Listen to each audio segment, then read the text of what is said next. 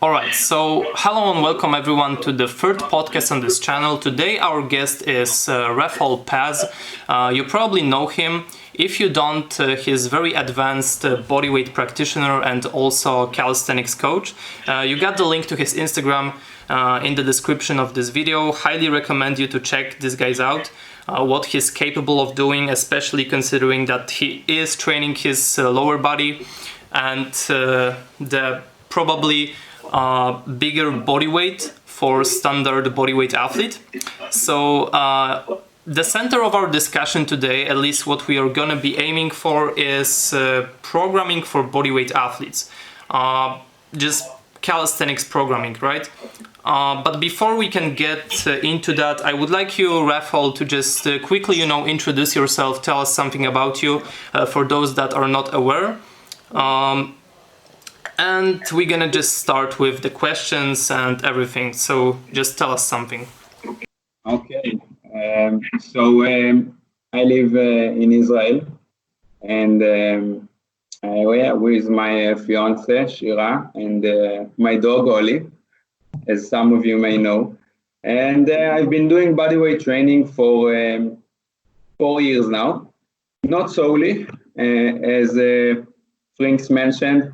I do incorporate mainly lower body weight work, but some for mobility also with weights and rehab, upper body. Usually for the last 4 years has been bodyweight. So yes, I had a background of the classic gym, bodybuilding type of work, and I've been doing that, building a solid base, I suppose. I was always more strength oriented, so even when doing the bodybuilding, I logged my squat, my deadlift, my bench press, the main lifts. I wanted to push them forward, so I always had the strength oriented mentality. And it obviously took me to the strength world with powerlifting, progressing on to weightlifting. And I did that for 6 months and eventually ended up doing gymnastics, strength training and mobility. And now we're here 4 years later. And so for how long have you been coaching people? I've been coaching, it's around 6 years now, yeah. Okay, so that's quite a lot of experience. So do you consider yourself like a hybrid athlete? Because you mentioned so many things, but your main focus is still gymnastic strength right now, right? Yeah, depends how you, what's your definition of hybrid? I don't think I'm doing any hybrid work, actually. And we will dive deep into that later, I think, but this is just basically strength training. I'm applying the strength training in the bodyweight world currently, but it's same approach, it's same laws of physics, strength training mainly. And I use also the mobility work that I do is just to boost my performance, I would say. So complement your strength training. Yeah. So if I need to do mobility work in order to achieve the shoulder press, for example, that for me was insanely hard as so not flexible, man. So I did mobility training to achieve that. Mm-hmm. I don't see it as a different aspect of my practice. I'm doing strength training, and there's more similar than different when we're talking the bodyweight training and the external resistance. Yeah, that's the approach that I'm obviously really up for. If you're watching this channel, so I think that we can start with some, at least to to get into this programming topic. So first of all, I would like to ask you, do you think it's even because, like you mentioned in body, or like we talked before, before recording, in bodyweight training, people seem to be much less nuanced, they don't like diving that much into specifics of training, and that can lead to just choosing more loose approach, more approach that is not focused on the numbers, on any type of progression, periodization. They're just training, they're just working out. And so my first question, I guess, is do you think for bodyweight athletes, for standard bodyweight athletes, it's important to focus, to introduce some sort of programming and to dive into this topic? Yeah, absolutely. I think that everyone should start with a program, basically, and this world is relatively new. I don't blame any of the calisthenic athletes or the recreational gymnast strength athletes. I don't blame them. The exposure to these type of tools and elements is relatively new, so we have less literature and studies to rely on, hence the lack of discipline that we now see. But yeah, in strength training, you have the most basic novice programs, such starting strengths with just linear model progression. And I think that every practitioner since starting gym or park should follow some sort of program. It's fine to start just by throwing yourself out there. It's also fine, but sooner than later you need to pick up a solid program in order to also stay injury free, but continuing to see progress. Okay, and do you think there's also some other benefits of having a schedule? Do you have some experience maybe with people that were like doing very loose approach before? They were basically coming to the park and getting no results, then came to you. You gave them very simple, basic progression, and they suddenly started, noticing some sort of progress. Yes. I'm smiling because I have a specific type of like an athlete or a person that approaches me when I'm coaching, which is the CrossFit athlete. They always come. I'm talking about the CrossFit athlete now because he usually trains sporadically. Yeah. They obviously can have a program, but the programming of CrossFit, in some essence, is being the jack of all trades and spontaneous in some sort of fashion. Yeah, that's to some of CrossFit, right? You have in some extent, to my understanding, and in practically you see it more often than not. So the CrossFit guy comes to me. Basically, they always come with two fucked up shoulders, and I have to take care of that, which takes time, as we know. And just the progress we can make when we direct them, when we set goals, 1 or 2 goals, for example, and we just program to work on those specific goals is tremendous, obviously, because CrossFit athletes, to their credit, are probably the hardest workers out of all the athletes. They will foam roll for 1 hour if you will tell them to do so, that it will benefit them in any way, which it doesn't. But they will do it, and they will do all the weightlifting prep work and the mobility, etc. So they are hard workers, but they actually to my understanding, take the hard work to their disadvantage. So yeah, when working with CrossFit athletes, I see that phenomena the most.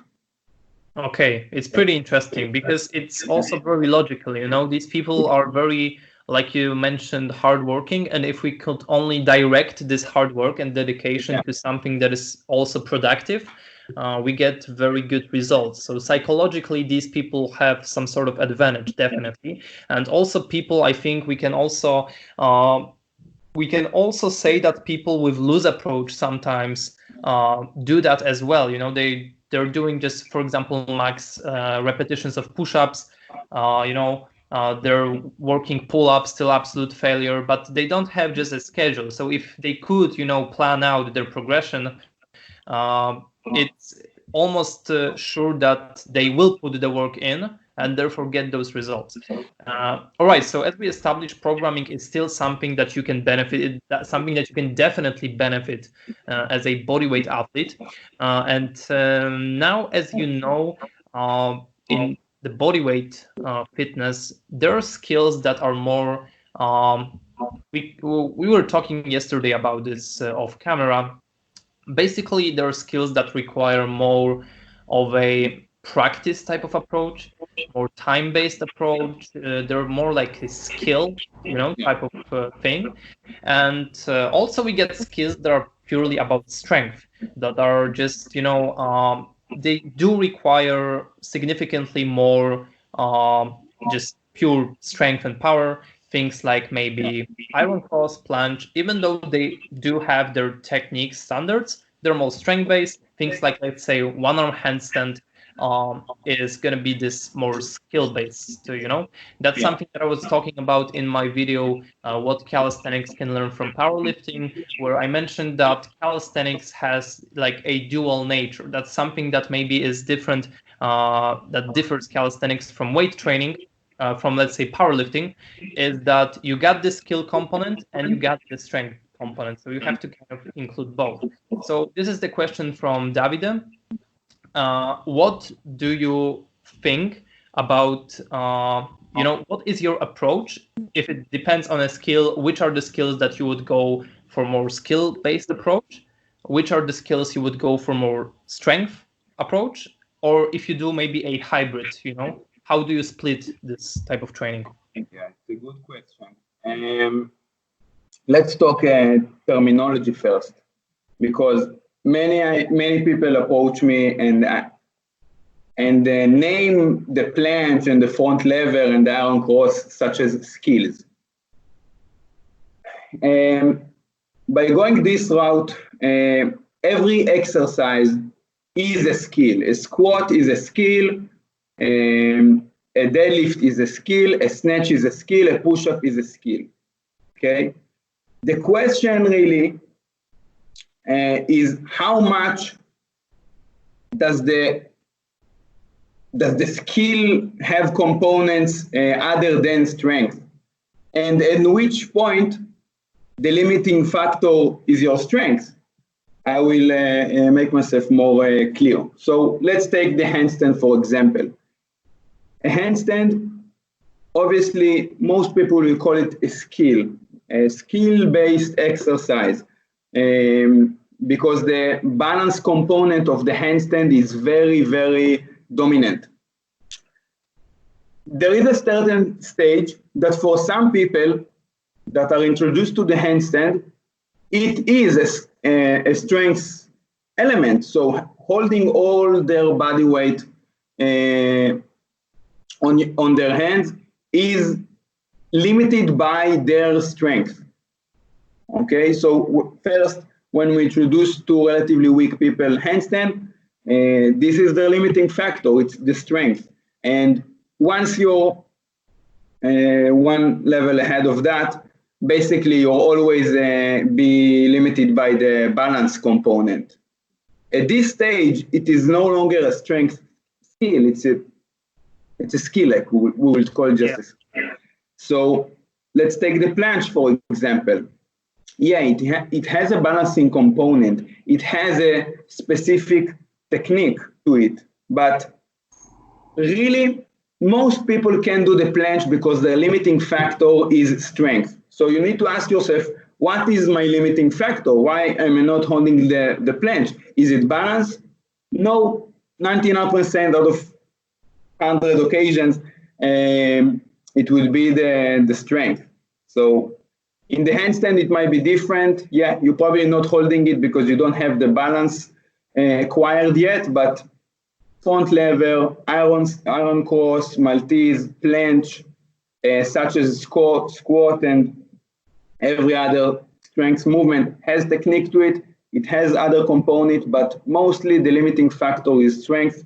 Therefore, they are strength elements or exercises, however you want to name them. So if you understand that the limiting factor is strength, and it also therefore requires a certain amount of recovery from you, you have to take that under consideration when you are programming it, because you may be able to go by 50 sets of handstand a week, but doing 50 sets of more advanced strength skill is not so advisable, I would say. So if you understand that we are approaching a strength element, you have to program it more wisely. You have to take under the consideration the recovery, the stress recovery adaptation cycle into your programming.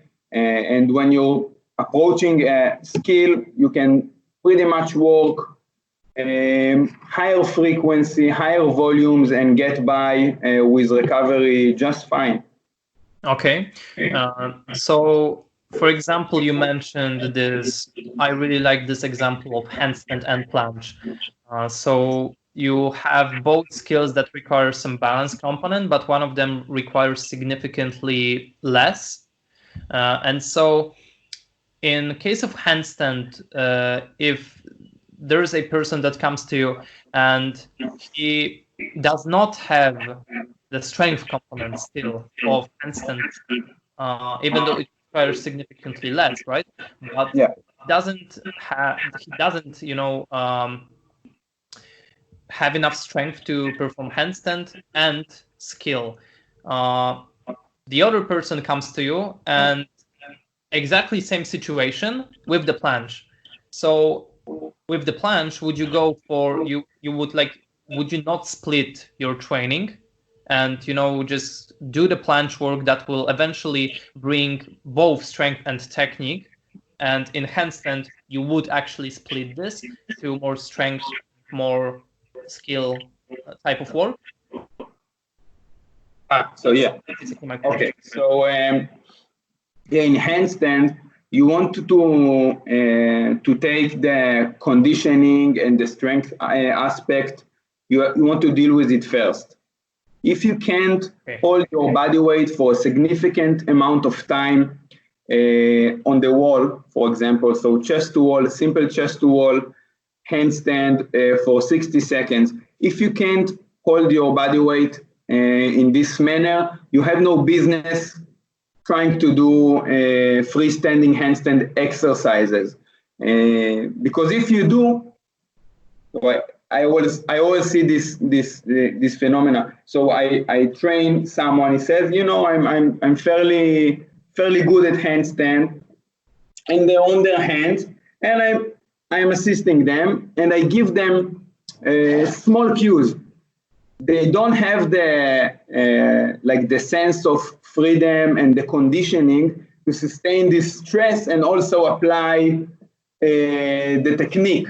They always just crumble under the tension, the force. So in this case, I will take care of conditioning first with the wall.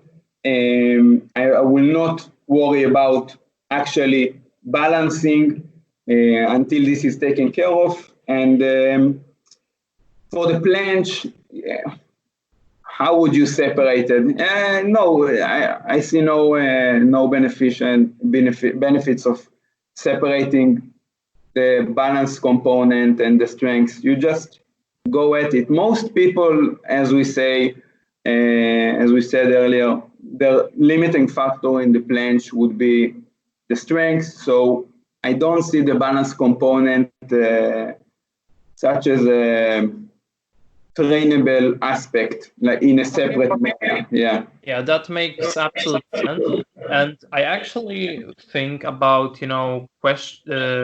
asking one question that would fit right now, but it's a question from viewer.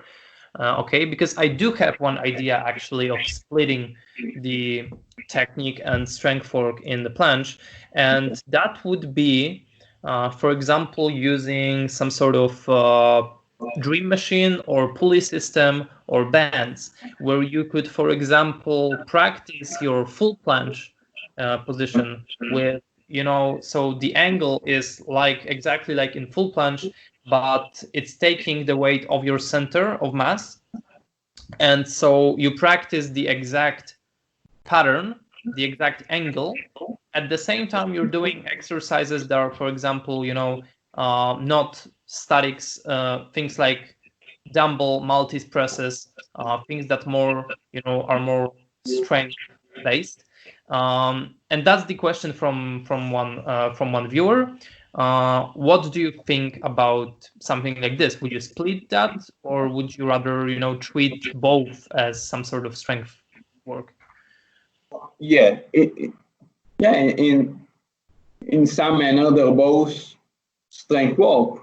One of them might be more intense than the other, but it is strength work nonetheless. I wouldn't do a planche work to a percentage of my repetition maximum. If we take this and compare it to powerlifting, I wouldn't train it in a percentage that would not be beneficial to my strengths anyway. What will improve your planche at that level just more than doing the planche? So if the balancing component is not your limiting factor, don't worry about it. Train the planche, the right variation for you right now that you can accumulate enough time, enough stress, and train that, because your strength is the limiting factor. You don't have to worry about the balance. It will come. It will be trained as an aspect alongside it. I don't see any benefits. There is benefit of if you're doing some sort of periodization. If you're doing a daily undulating periodization, you might be doing very high intensity, maybe short holds of planche. And then the next day you want to accumulate more volume. So you'll do something with the dream machine or with the bands. But yeah, it will be strength work. I wouldn't try to tackle the balancing component of it solely. It will always be something that will be trained alongside it. Okay. Do you use something like Dream Machine if your clients have access to it, or bands in your clients' programs? Basically, something that allows you to get the exact position with lower resistance. Okay, so I bought the Dream Machine, the Gymnastic Forza one, around 4 months ago. And someone asked me to do a review on it, which in some regards, maybe this video will be some type of review, but I actually don't see the Dream Machine so beneficial and practical for beginner and intermediate practitioners. In my opinion, it's a tool that should only be trained with advanced practitioners, because the application of it has some troubles, has some issues, we can say. Can you mention what are these issues? Okay, so to answer your question, no, I haven't trained any of my students with the Dream Machine. and I rarely do. So if I'm training on rings, if my program is skill based on rings, so yeah, the dream machine will be more frequently used by me. But other than that, no student of mine has worked with the dream machine because what I said earlier. So the dream machine, logistically, not as convenient, but let's put that aside, okay? You have the dream machine hanging from your wall, and it's super comfortable. We threw that away from the window. It changes your center of mass. So I don't know what to say. The thing that you are strapped on can change your center of mass. So I thought you attach yourself to basically a hip level. How is that? Yeah, you have a harness that you are attached to, but it changes relative to your plane of movement. Yeah. And if you pull it tighter, it will be lower around your hips. If you pull it loosely, it will come up around this. We can get by this problem. Yeah, it's not the end of the world, but my first problem with it is that if you're not an advanced practitioner, someone that already felt to some extent how a planche feels and an iron cone feels and these exercises, you wouldn't know how to place yourself relative to the point of contact. So, for example, if you're on the dream machine, you put a beginner practitioner and you will want to go, maybe you want to learn ring muscle up. So you want to go for the motions. And it is on the dream machine. It's surprisingly easy. Obviously, it's half your body weight. They will be able to just knock ring muscle ups like that, much further away than their obvious center of mass, only to understand once they hop on the rings, this situation doesn't occur. You have to always put your ring close to your body. You can't do those type of motions that a not so conscious practitioner on the rings wouldn't notice. Yeah, it absolutely makes sense, and I'm actually pretty shocked because I did not have an access to Dream Machine, and I thought that it works similarly to bands, but better. I mean, and in this example, what you explained, it actually is worse because the bands can be, directly can be perpendicular to the floor, and you can replicate. For example, I used bands to learn rings muscle up myself, and I learned it like pretty fast because of them.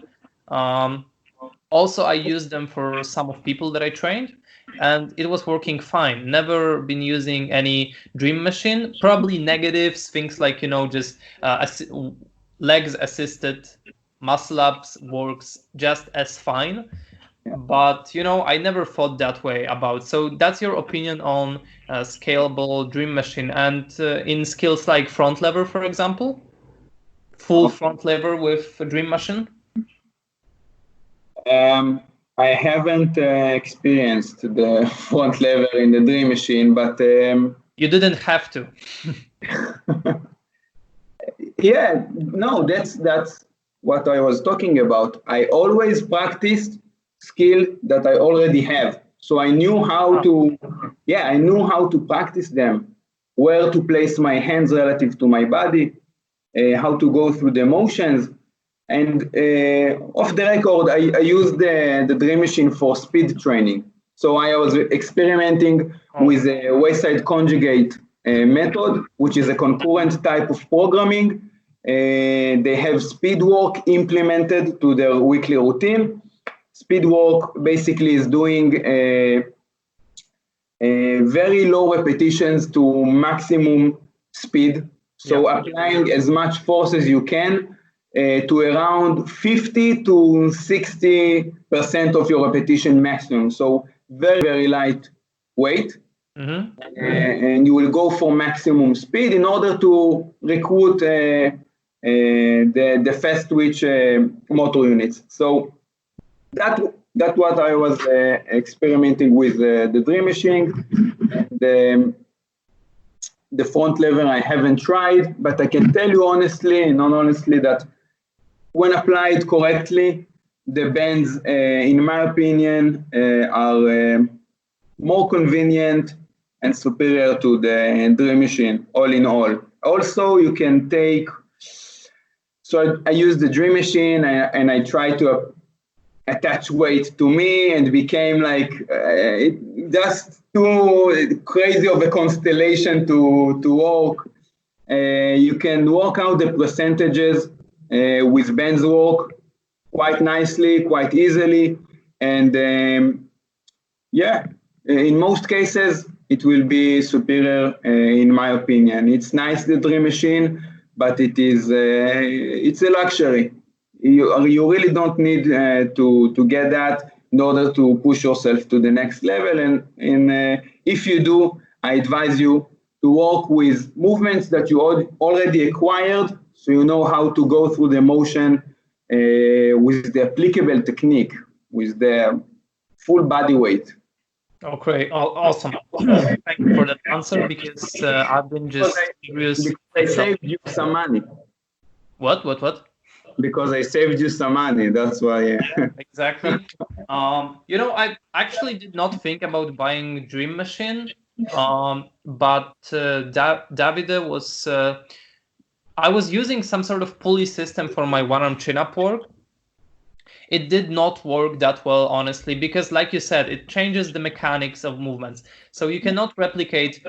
That's something I found out, is that you cannot really replicate the one-arm chin-up movement without doing one-arm chin. Always, if you hold something, no matter if it's towel or if it's some sort of pulley, you can be more specific with pulley, but it's gonna, you're not gonna be pulling exactly the elbow, to the belly like you should.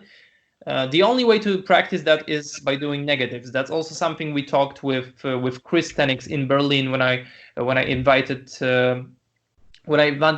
We did some podcasts, regarding one-arm chin-ups. So definitely check it out if you haven't. And so and Davide was, I remember, suggesting me to do the second one, and to use that for some other skills. Like, for example, front lever, but I'm just doing fine with bands, and I think I'm noticing good progress, even though front lever is some biggest weakness. All right, so you mentioned a couple of times when we were speaking, you mentioned things like block, undulating, periodizations, things like that. So first of all, could you explain what is periodization?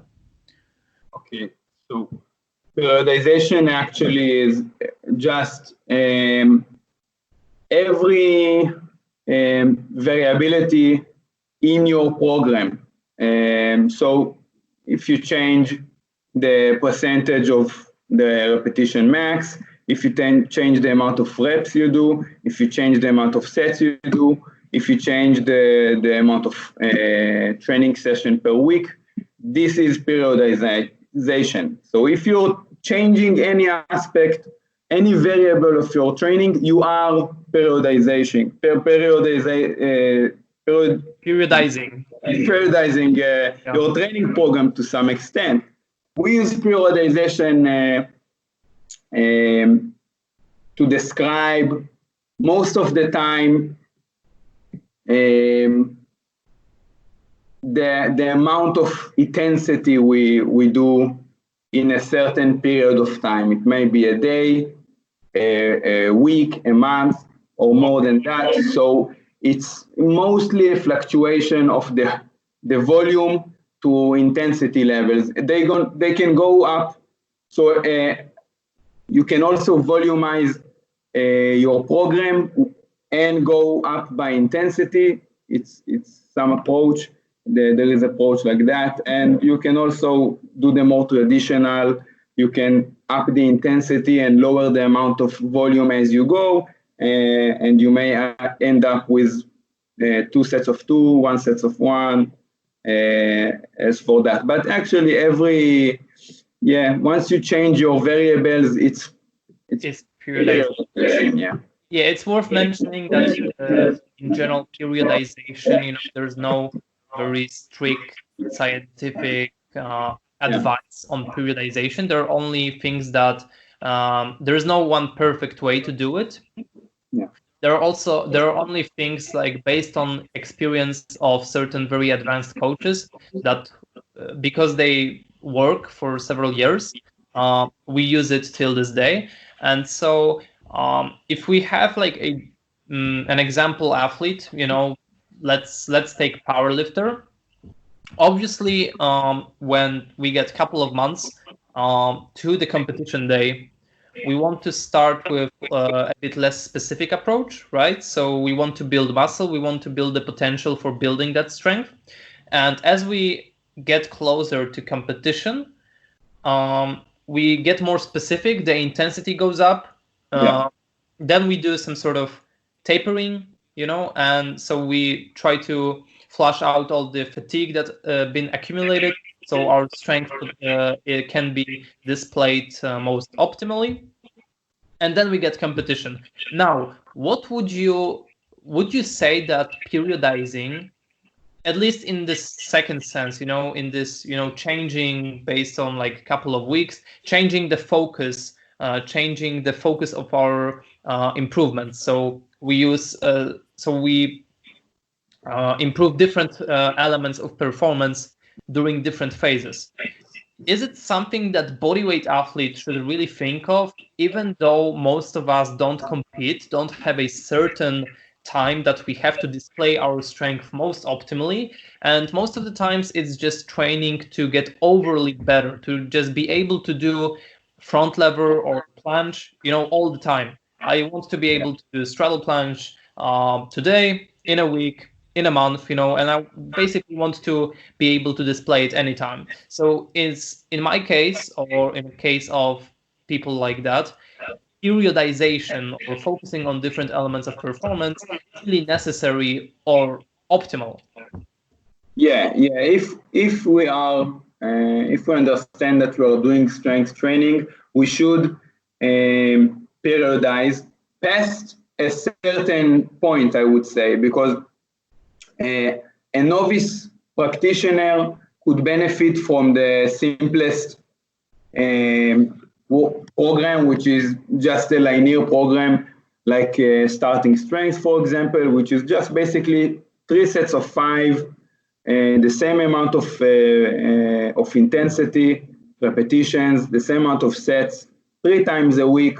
And a novice practitioner should follow that program, for example, up until the point that he can't sustain the amount of intensity and also come back to the gym stronger after just 48 hours. So, okay, could you give us a little, sorry, Darai, but I want you to give like a little example quickly before you get into this, what we do after. Yeah. Could you give us the example of this kind of like linear progression? For example, with, I don't know, maybe with the planche? As the topic. The planche wouldn't be, in my opinion, a good application because planche has no, a novice practitioner has no concern doing planche. Okay, but let's take push-up or chin-up. Okay. Is more, it's easier. I believe that if you're just starting out doing strength training, your ability to stress and recover and adapt is fast. Mainly because the amount of stress you have to take is relatively small. So 48 hours, if you're working out the every 48 hours, 3 times a week, basically. Is enough time to adapt to the stimulus and then add repetition or add weight. So let's take a novice. Let's do an example. Work with, let's start with 3 sets of 5 push-ups. You can go every session 3 times a week. You can up the weight. You can calculate it with your body weight, and you can add additional, let's say, 2 kilograms or basically 2% of the weight added each session 3 times a week. It will make, you will make a lot of progress in a small time relatively up until the point that you will get stuck. You can also run a repetition, linear repetition progression, which is just doing the first day 3 sets of 5, and the next workout 3 sets of 6, and then 3 sets of 7, and so on. Obviously, this stage won't last too long, unfortunately. We would want to, but we can't make gains at such a pace once the stress is too hard for us to sustain every 48 hours and recover and adapt. So this would be, if we'll go up by weight, a classical linear approach, linear progression, and if we go by repetitions from 5 repetition to 6 to 7, that would be a linear repetition progression. And a novice, I believe, should train with this approach until he gets stuck. I did the starting strength, which is with barbells. So deadlift and squats and bench press, alternating with the overhead press. You do that 3 times a week. I did that relatively for quite some time. I believe it was half a year. And I was able, surprisingly, to make a lot of progress. So I ended up with 140 kilogram squat, 180 kilogram deadlift, and with the press, I was pressing my own body weight. So it was 77 kilogram at the time. Every lift that I mentioned was for 5 repetitions, as the program implies. So yeah, you can work as a novice practitioner for quite some time, and you should make your program as simple as possible, as long as it works. Okay, so you would say that it's actually suboptimal to go with some more complicated approach since very beginning? Yes. You only want to complicate your training once it's necessary. Because if you use like the heavy weapons, the heavy tools first, there won't be any too effective methods to use later. Your body adapts to the stress that you do. And if you use advanced method at an unnecessary stage, you will just take from your overall long-term progress the potential of it, I believe. Once you're past the novice stage, you can introduce some sort of periodization. Every type of periodization is better than non-periodization at all. That's obvious. You will have to change something in your, you will have to change something in your program, and you will. So yeah, pass the novice stage. Yeah, so actually now, so because I cut you off, sorry for that, but I wanted to make it clear, so now we're getting back. So let's say we have that person, we were just adding either reps or weight linearly. Every single workout we were adding weights. So the rep scheme was exactly the same, the sets were the same, and the volume was only increasing because of the weight added, So yeah, and at a certain time, I come in and I can do 3 sets of 5 push-ups with 20 kilos on my back. next session I come, I cannot do more. I come next session, same thing, I'm just stuck. So what are we doing right now? Is it the time to introduce periodization? And if so, then what type would you advise? Yeah, it's a good question. And so first, I believe that every program can work if you put 100% effort to it. So you need to take responsibility of your nutrition. You have to take responsibility of your sleep, of minimizing the other stresses of your life. You need to do everything in order to progress on your current program. So, yeah, if you truly got stuck for a week in a row, so 2-3 sessions in a row, yeah, if you did 100% effort, it may be the time to move. And the training program is only as good as the time it takes you to adapt to it. Once you're adapted to the program, you need to change some sort of a variable in it. Okay, some people adapt faster. So actually, for some, I may program only one workout.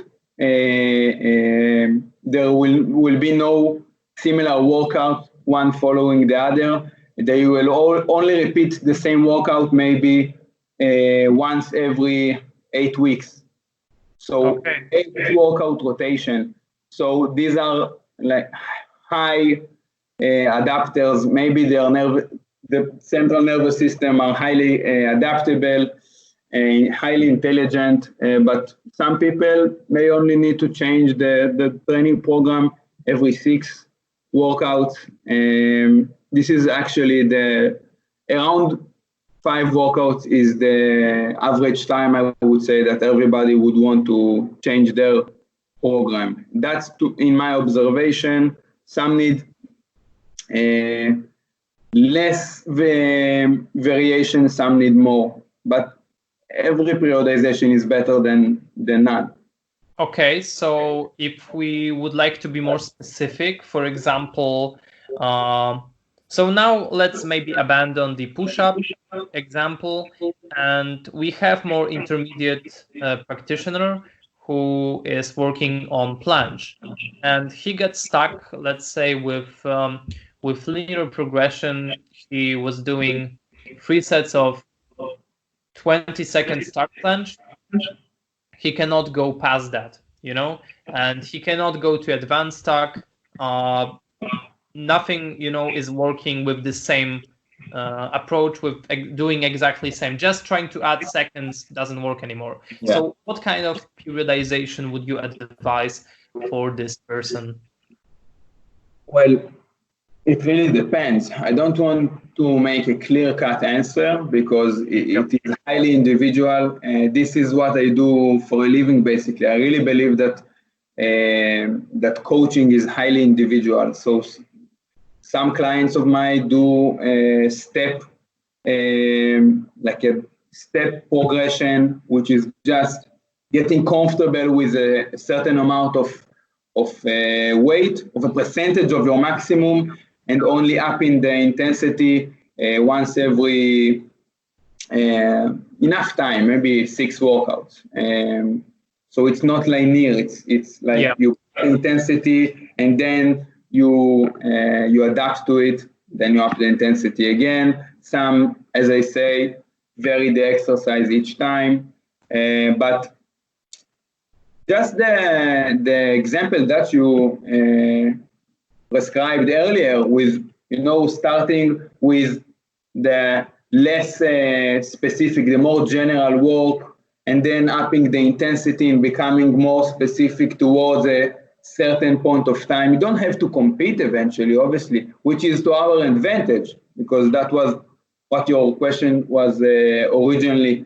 You said, do we need to periodize in a manner that we need to peak at a certain point? We don't need to peak. We don't need to taper in this manner, so we have more time to devote to hypertrophy and to strength training. We don't need to do the peaking phase and the competition you can, if that excites you, you can put a certain time and really, put the competition environment to lift your adrenaline throughout the program. But just a simple program like you prescribed, going from general, higher rep work, you can do that for 2 weeks, and then bumping up the intensity, maybe by 5%, bumping up the intensity. You can go from 15 reps to 12 reps to 10 reps to 8 reps, just like this is called basically a linear block periodization. So you do for 2 weeks, for example, the same amount of intensity, and then you go up the intensity in 5%, up until the repetition maximum, okay?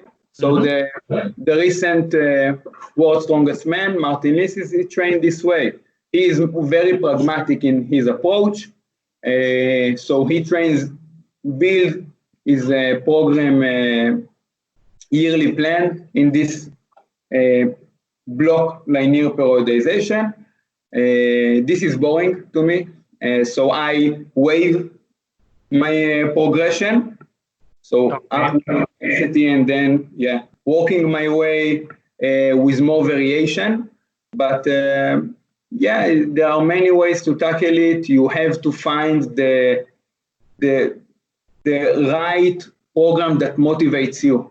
This is something that is maybe not as discussed. People think that motivation is only like you're not working hard enough, you're lazy, you're unmotivated. If we're talking about, serious practitioners and not obviously sludge, just potato couches, we can also be unmotivated a lot. And more often than not, it's because our training program is not appropriate to us. Maybe the volume is too high, the frequency is too high, like you mentioned earlier in your case.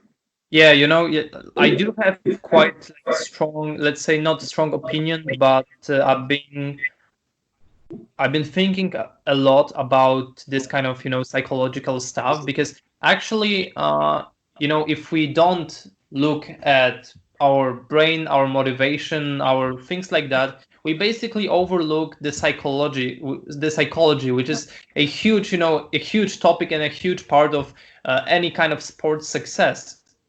So we cannot treat our body only, as some biological system that will respond to certain things because other biological system responded that way. We also get our psychological, aspects, our emotions, some individual factors. And for example, I did one video about losing drive, and for example, like getting into a training rut. So most people, because let's say losing passion or losing drive in this fitness area is usually being associated with being lazy, unproductive, but that's because we associate that with people who just start their fitness journey, and after a couple of weeks they're done with that, just because they could not just maintain this work ethic. But if we talk about practitioners who are training for a couple of years and suddenly they lose their training, their drive, that's something that they love, obviously they love doing, but still they cannot find the same passion. There's something wrong. There's something, or not wrong, but there is something, because that may be some outside factors. You can have some other problems, some other stressors, other focus in life. Things like, I don't know, new job, relationship, anything can change dramatically your responsiveness, like how you respond to your training and how you look at your training.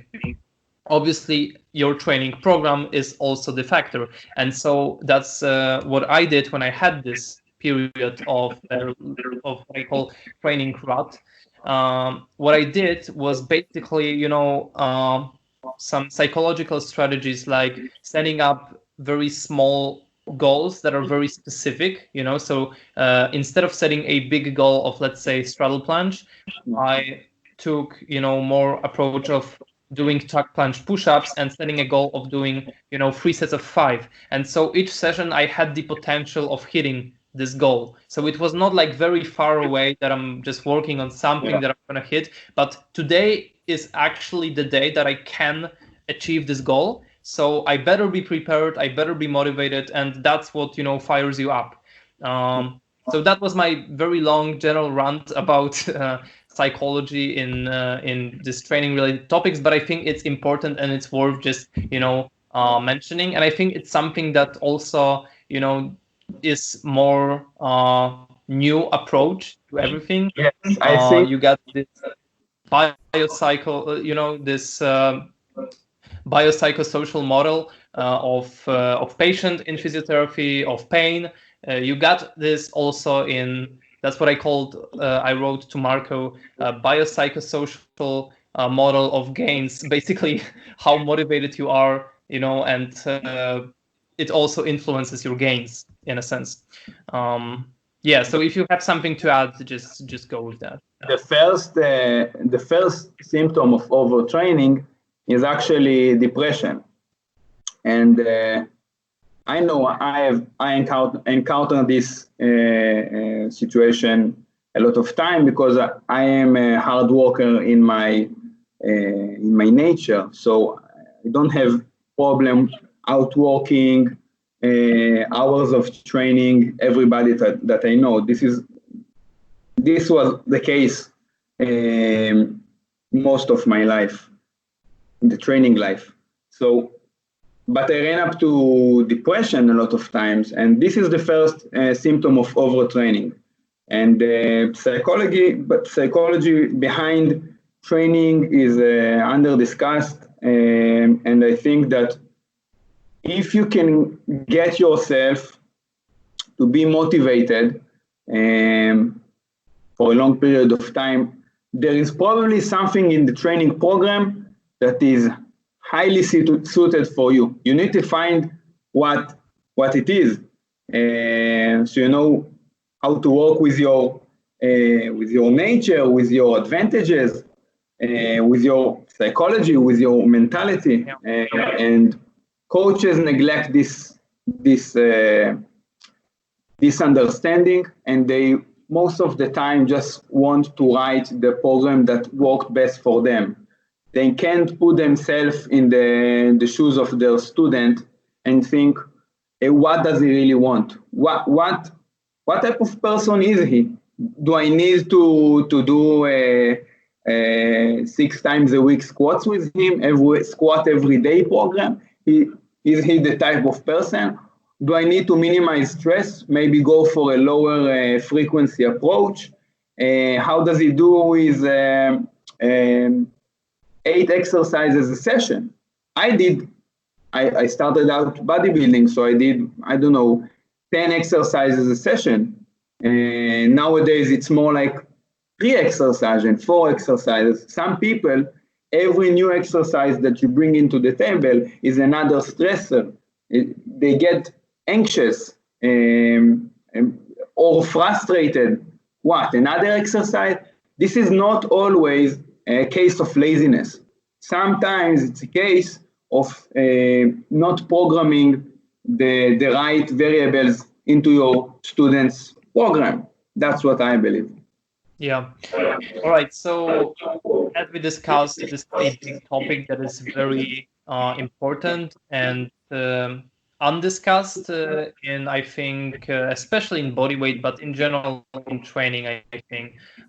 So now let's get back to more programming type of subjects, and I wanted to ask you because as we were talking about that you like the variations, that for example it is a good idea to start with more general approach when you build more muscle, more hypertrophy, and you go to more, you up the intensity, and eventually you go to doing more specific intense exercises.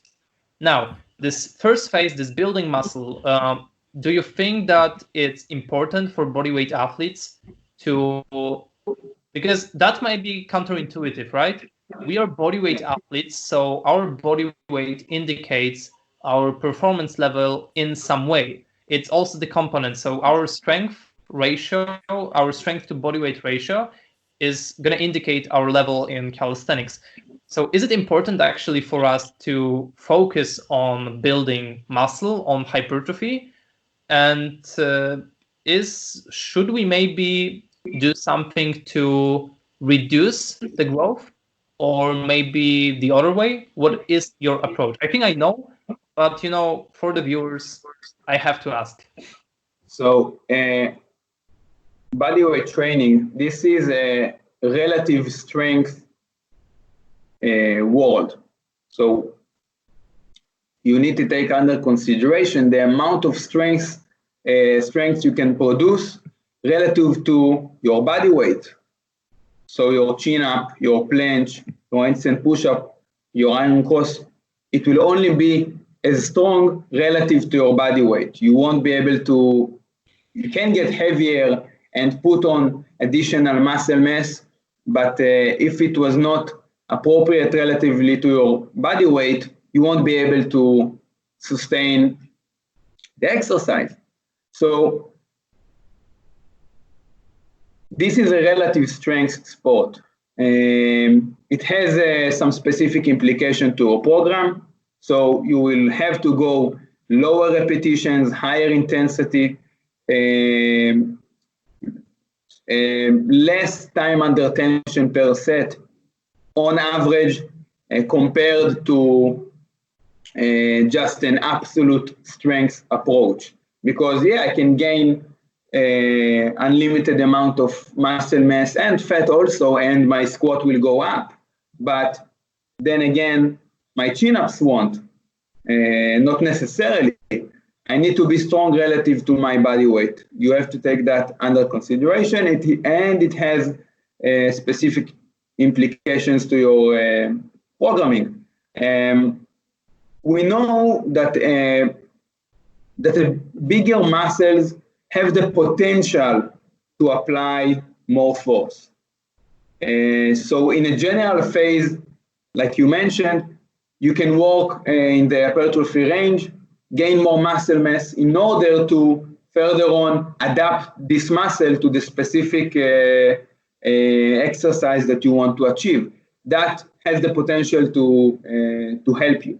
I'm sorry, what is the hypertrophy range for those who maybe don't get don't have the idea?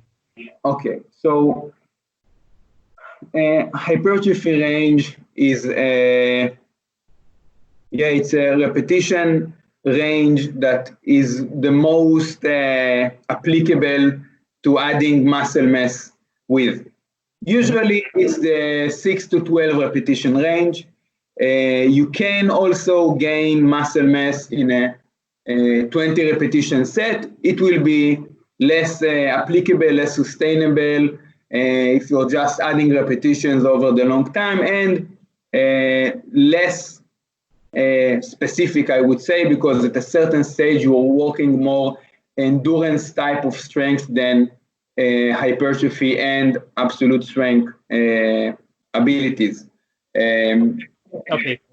Yeah. So, but like I said earlier, this is a relative strength sport. So in comparison, I would say that we have our hypertrophy range is not around the 8 to 12. It might be more around the 5s, because just putting on muscle mass by itself isn't beneficial. We have to take under consideration what I mentioned. We have to get stronger relative to our additional muscle mass. So the hypertrophy range relatively in a relative strength program would be lower. The time under tension would be lower. The amount of sets would be higher. So 5x5 is an example of an hypertrophy body weight training program, I would say, is highly advisable. And I would go even lower repetitions when I want to take this new muscle mass and adapt it to the exercise that is my goal, and even go 8 sets of 3, 10 sets of 2. Yeah, I see you doing that on your Instagram story lately with 90-degree push, right? So do you treat this 90-degree work as hypertrophy work? So you're basically doing 8 sets of 3 reps of 90-degree push-up. I would like to do it as hypertrophy, but the truth is I can't do as much rep as I want. I can do 12 repetitions, but this is more close to my maximum. So it isn't as beneficial as putting on muscle mass as maybe the accessory work for the 90 push-up for me is. For now, I'm doing a close grip bench press, which mimics the lower portion of the 90-degree push-up, and also predominantly stimulates the triceps, which are highly stimulated in every handstand push-up, and also obviously the 90-degree push-up as well. It is not as specific, but in order to build mass on the triceps, this is the best tool, or around the best tool. So I want to get mass with this exercise relatively with a lower repetition in comparison to a bodybuilder maybe. So my high repetition hypertrophy work would be 5s or 6. But I will always have my mind on the task. Yeah, I'm not forgetting that I need to push my own body weight in space. I need to get stronger relative to my body weight, and I need to do specific work. I need to do the actual handstand push-up or the 90-degree push-up. I won't get stronger by just adding muscle mass with weights or even with different body weight isolation exercises. Okay. So that's what I wanted you to ask. So basically, you add certain accessory exercises that are, their main goal is the hypertrophy. So building muscle in the right areas, like you mentioned, and utilizing that in more specific kind of work. Yeah. So you're not actually at certain point, you cannot do your, and you can do that more specific by doing a bit lower reps and doing more specific exercises to the skill that you want to do. So for example, if we got 90-degree push-up, right, we can do close grip bench press. It's going to be more specific than doing wide grip bench press for 12 reps, right? And it's still going to build that muscle, but it's going to be more functional muscle. Yeah. This is the right term. For discipline, it's going to be more functional. Absolutely. But you do accept or lower body training, because that was the question from viewer, and I actually included that to my questions as well. Lower body training will slow down our gains, right? Yeah, absolutely. Yeah, it will do it by many mechanisms. So the first one, you're putting on additional body weight that is intentionally not assisting you in the exercise. So it's dead weight. It's just like just like body fat, Yeah. So if I'm doing iron cross, my legs, I stick my legs together. They are stimulated. Sometimes I get quadriceps cramps from iron cross. Yeah, it's a true story, but they are not assisting me. They are far from being a prime mover or a synergist in this movement. They're not assisting me, but I need to push an extra 2, 3, 4, 5 kilograms of weight. And this is the first mechanism. So just the absolute amount of weight that I need to push, move my body in space. The second mechanism is lowering your center of mass. Yeah. So you see like a lot of jacked calisthenic athletes that don't do lower body training. They have a lot of mass, upper body mass around the arms, the shoulder, the chest. Their center of mass might be above their belly button, okay? Maybe in my case, it's lower down the hips. So if I'm doing a planche, for example, my arms, instead of having to be beneath my belly button, need to go such as low in order to push my body weight in space, because my center of mass lower down to around my hips because I have heavy legs. And the third mechanism is just manipulating your recovery ability. So I have to, push heavy weights, lower body. It's much more stressful than upper body. In any case, your bicep will not be as thick as your thighs, no matter how much bicep curls you will do. So that can give you the first hint of the amount of force that the lower body has. So if I'm doing a heavy squat session, that takes a lot of my recovery abilities, and I need to take that under consideration when I'm putting all the workouts, when I'm scheduling them. So yeah, it impairs your ability or potential to grow. But I'm a generalist, so I don't see that as a disadvantage. I actually want to be strong, more athletic, more well-rounded, and I see it as a bigger achievement for me. Being able to push heavy weights, to pull heavy weights, and also manipulate my body in space. I see it as a much more rewarding achievement for me. Okay. Yeah. So quick reminder about this leverages stuff. So you explained this with lean. If you want to get deeper into this topic, I highly recommend you to check out the very first video on this channel. So I get more in depth about the center of mass and how your lean and your planche and front lever performance can change relatively to where your center mass is, and why certain people have to lean only as far and the other have to go almost for the full Maltese to even get into this planche position. So that was a quick auto promotion. And now I wanted to ask you, did you have thoughts of maybe abandoning lower body training?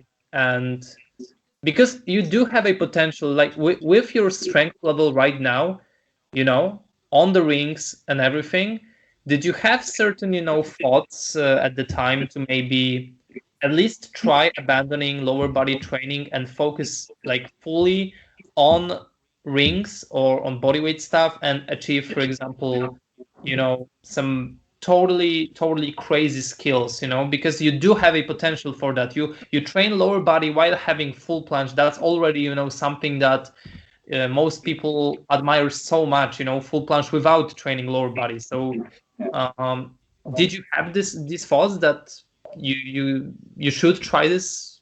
Yeah, and I did. At one certain point of time, the Iron Cross was my ultimate goal and my only goal.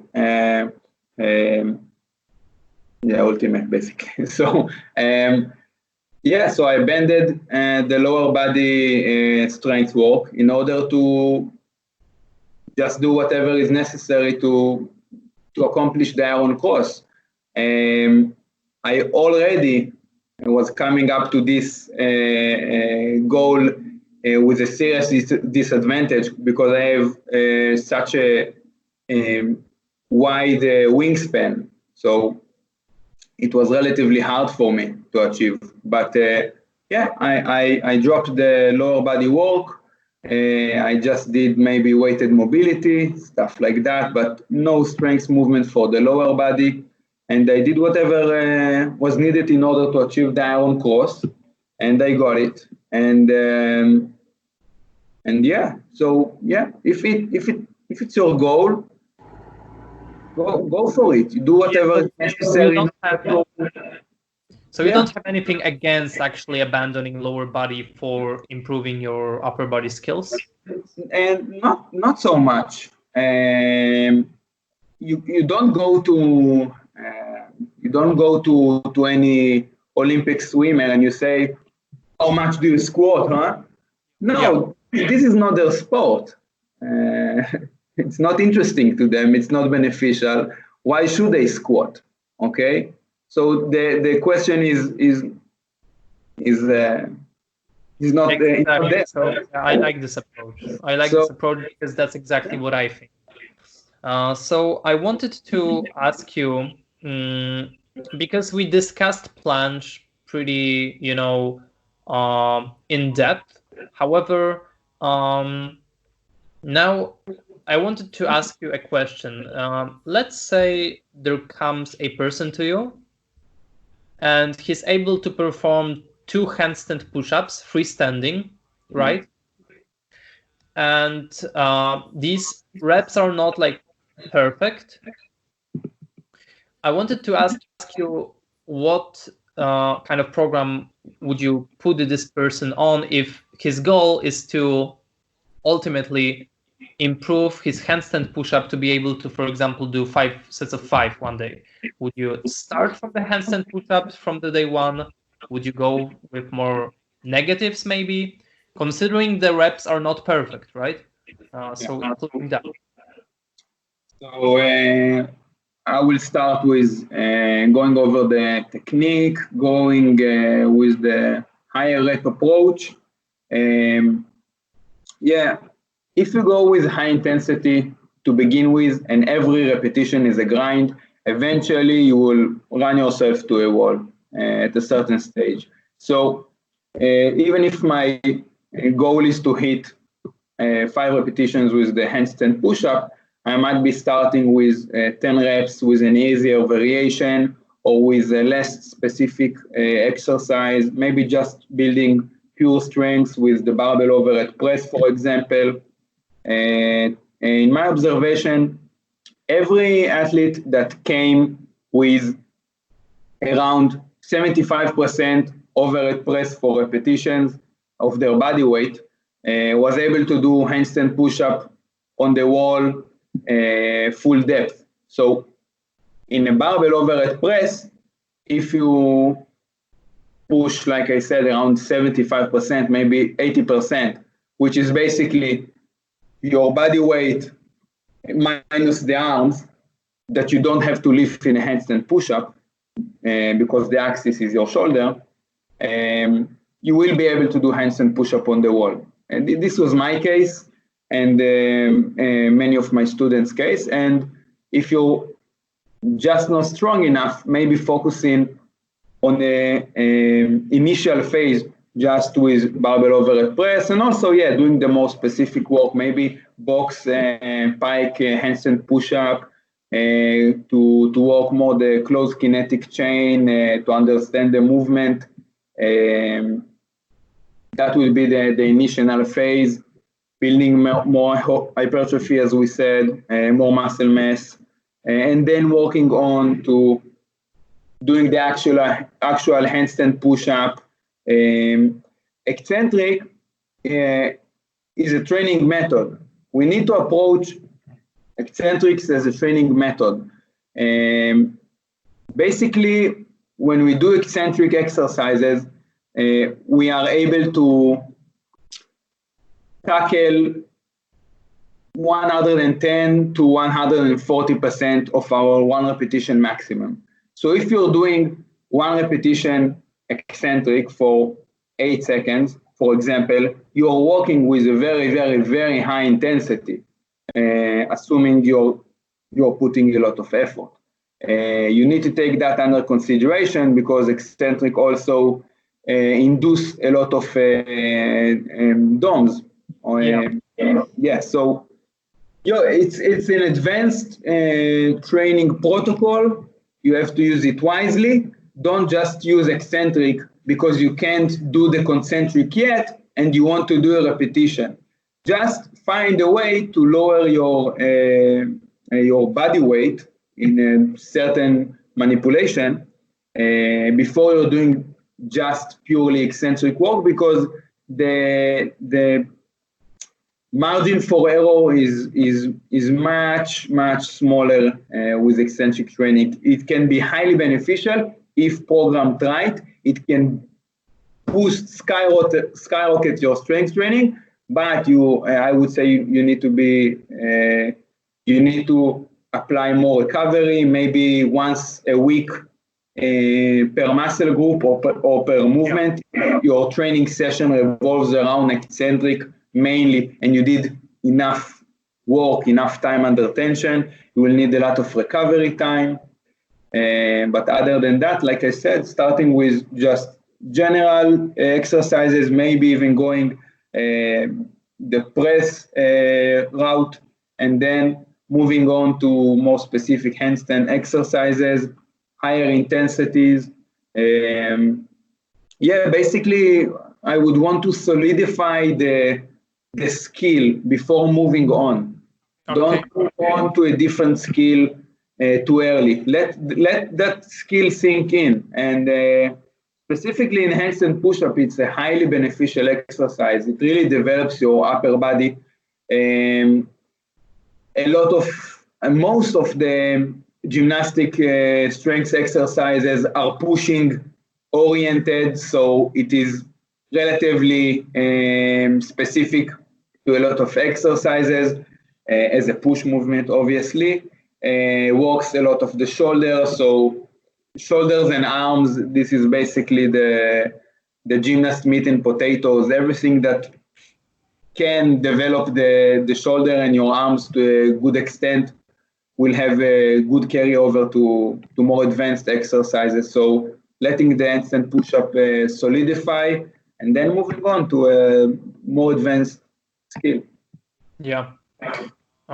So actually, that's something regarding negatives. That's something that I often do is if a person can do, like for example, 2 reps, like I meant, or 1 rep, I often like to introduce some sort of negative because that's really the only way in skill like one-arm chin-up or handstand push-up.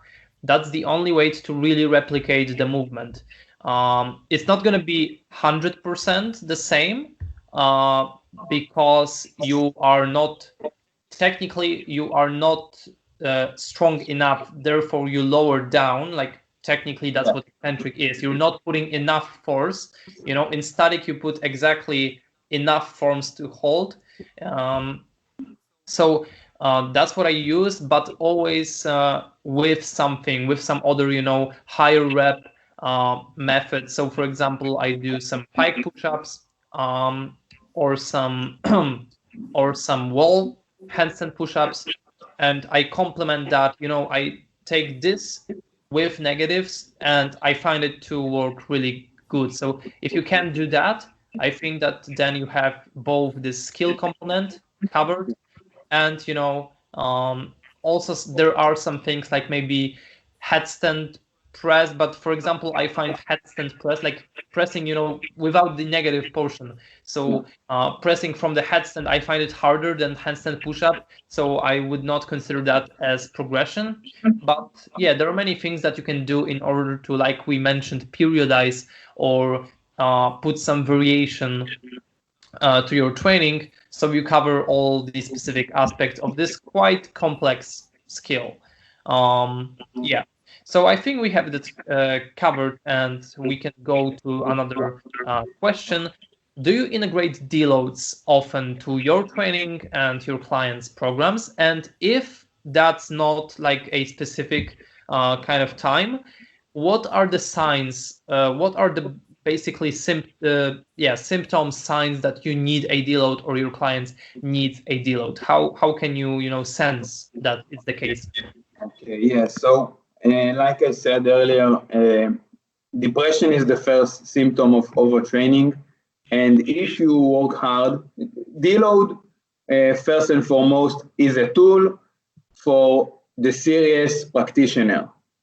Okay, so if your client is not serious, if every month he misses a couple of sessions, deload is not for him. He basically deloads anyway when he misses your session. So deload is for the serious practitioner that doesn't miss a session and puts a lot of effort. If you don't do that, you don't need deloads.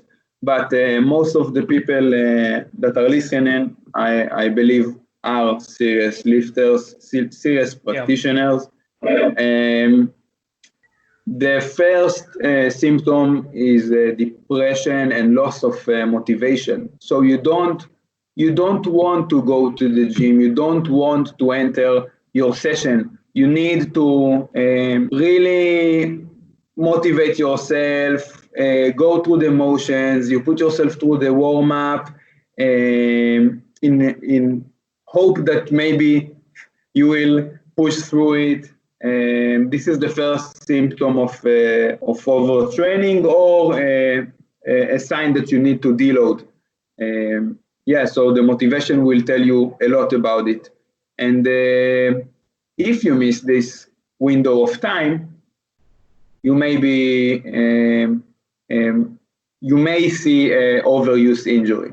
So it will come afterward. So if someone trains rigorously and skip too much deloads, overuse injuries will come. It's a matter of time. So I would say, listen to your body, not in a too spiritual way, but actually, do you want to do the next session? Are you hyped? Are you motivated for the next session? Also, sleep. If sleep is lacking relative to your normal sleep, obviously, if you have a sleep regimen. So actually, if you overtrain by intensity, your depth of sleep will go down. The quality of your depth of sleep will go down. And if you overtrain by volume, the amount of sleep will go down. It will be able to, you won't be able to fall asleep as easy, and you will get up a lot of time during the night. So sleep is another example. You need to listen to your body and notice those signs. Okay. So, would you say that drop in, because I assume we have to, notice these facts or notice these symptoms in like consecutive manner, right? So it's not like I don't have motivation to go to one session, but it happens, like one time, second time, third time, then I can consider, it's the time to do it. And also I wanted to ask if drop in performance, for example, is also the aspect that you consider. You can get by with overtraining and still perform quite well relatively to your standards. So I don't want you to only take the performance as your sign, but obviously at a certain stage, performance will drop if you're overtrained. Obviously it will. But first and foremost, a good training program will have a deload before the signs, the symptoms, your body shows all these symptoms. So if you notice a certain pattern that maybe once a month with this certain type of volume that you do in intensity, you get towards the end of the month, you get the slight depression, the unmotivated, you don't want to go to the gym, and also slight decrease in performance. Next thing to do is to program a deload right before that. So you will actually not only physically, but also mentally, be more prepared and be able to go 100% once the deload is over. Okay. So so I think we got this covered, and I think it's a pretty good information for people. Now, I wanted to ask you like more specific training questions that are mainly, not maybe also about yourself, but also about the clients. Do you prescribe certain things? So first thing is, I think we discussed that already, but weights. Do you use, for example, specific weight exercises for things like planche or front lever, things like dumbbell Maltese presses? Because I saw some of them on your Instagram stories, and I think that is pretty interesting. I used to do that myself. Do you use that often, and is that something that you regularly put to people's programs? Yes, I would say, I would say that I usually put some sort of weight work in order to tackle a specific muscle, specific area, specific weakness. Maybe I want to mimic a certain movement. So we talked about the 90-degree push-up. There's not any weight exercise that can mimic that. But if we're talking progression towards the Maltese press to planche with dumbbells is quite a good exercise. Yeah, it is. It mimics the motion quite well.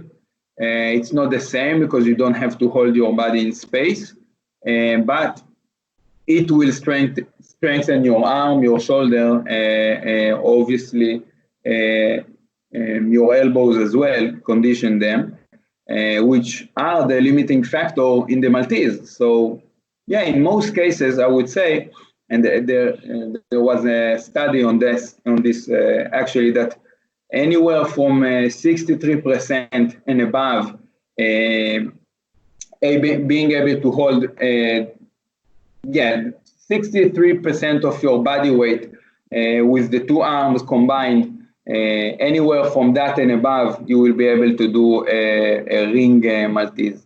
So really? Yeah, they took, I think it was on a Swedish. That's sorry.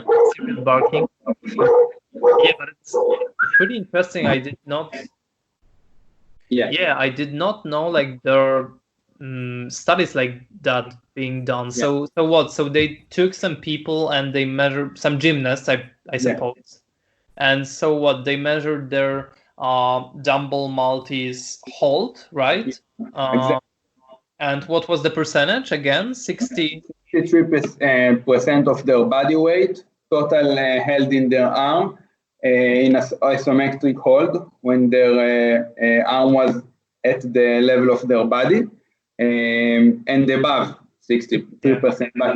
But take under consideration that they were gymnasts that were able to do the Maltese, and they were testing how much they can do on the dumbbell Maltese, and not the other way around. It wasn't like, let's take practitioners and strengthen them with dumbbell Maltese, and let's see if they can do the ring Maltese.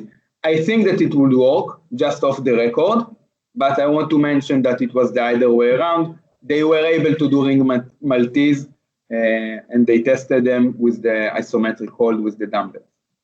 Yeah, but in general, I would say things like studies in bodyweight kind of training are very interesting, and I'm actually very happy that something like that is being done. I myself have a couple of ideas that could be,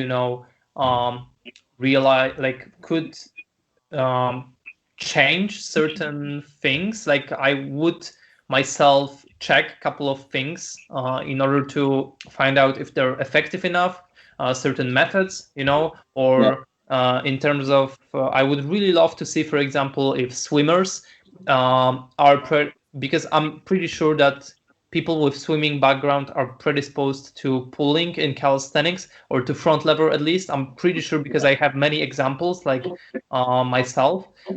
Maybe I know about 6 to 7 people who could like literally learn front lever very fast, or they're very good at front lever with the swimming background. These are the things that I think will happen in the future, you know. And so actually you surprised me with this one, and this was the exact question. So you answered one of the viewers' questions. Yeah. So I frequently add weight exercise, but yeah, take use them wisely. Like we said, we want to be strong relative to our body weight. You need to find the right type of exercise to approach a specific problem. Yeah, but you know, many calisthenic athletes are against isolation exercises with weights, but you know, biceps and triceps are so stimulated in every ring exercise that you have to be full to think that if you strengthen them, that it won't improve your performance on the rings. You see the arms of gymnasts, they are fucking huge. So if your arms are not even slightly close to that, you might be benefiting from a specific weight exercise that targets this certain weak link. Yeah, I think, you know, it has to do a lot with the idea of functional training, and that bodyweight training is more functional, or is more like real strength, like real world strength. And therefore the bicep is associated with the muscle that is not functional, you know. So in general life, that you don't use bicep for people. So the chest and biceps are just, you know, beach muscles.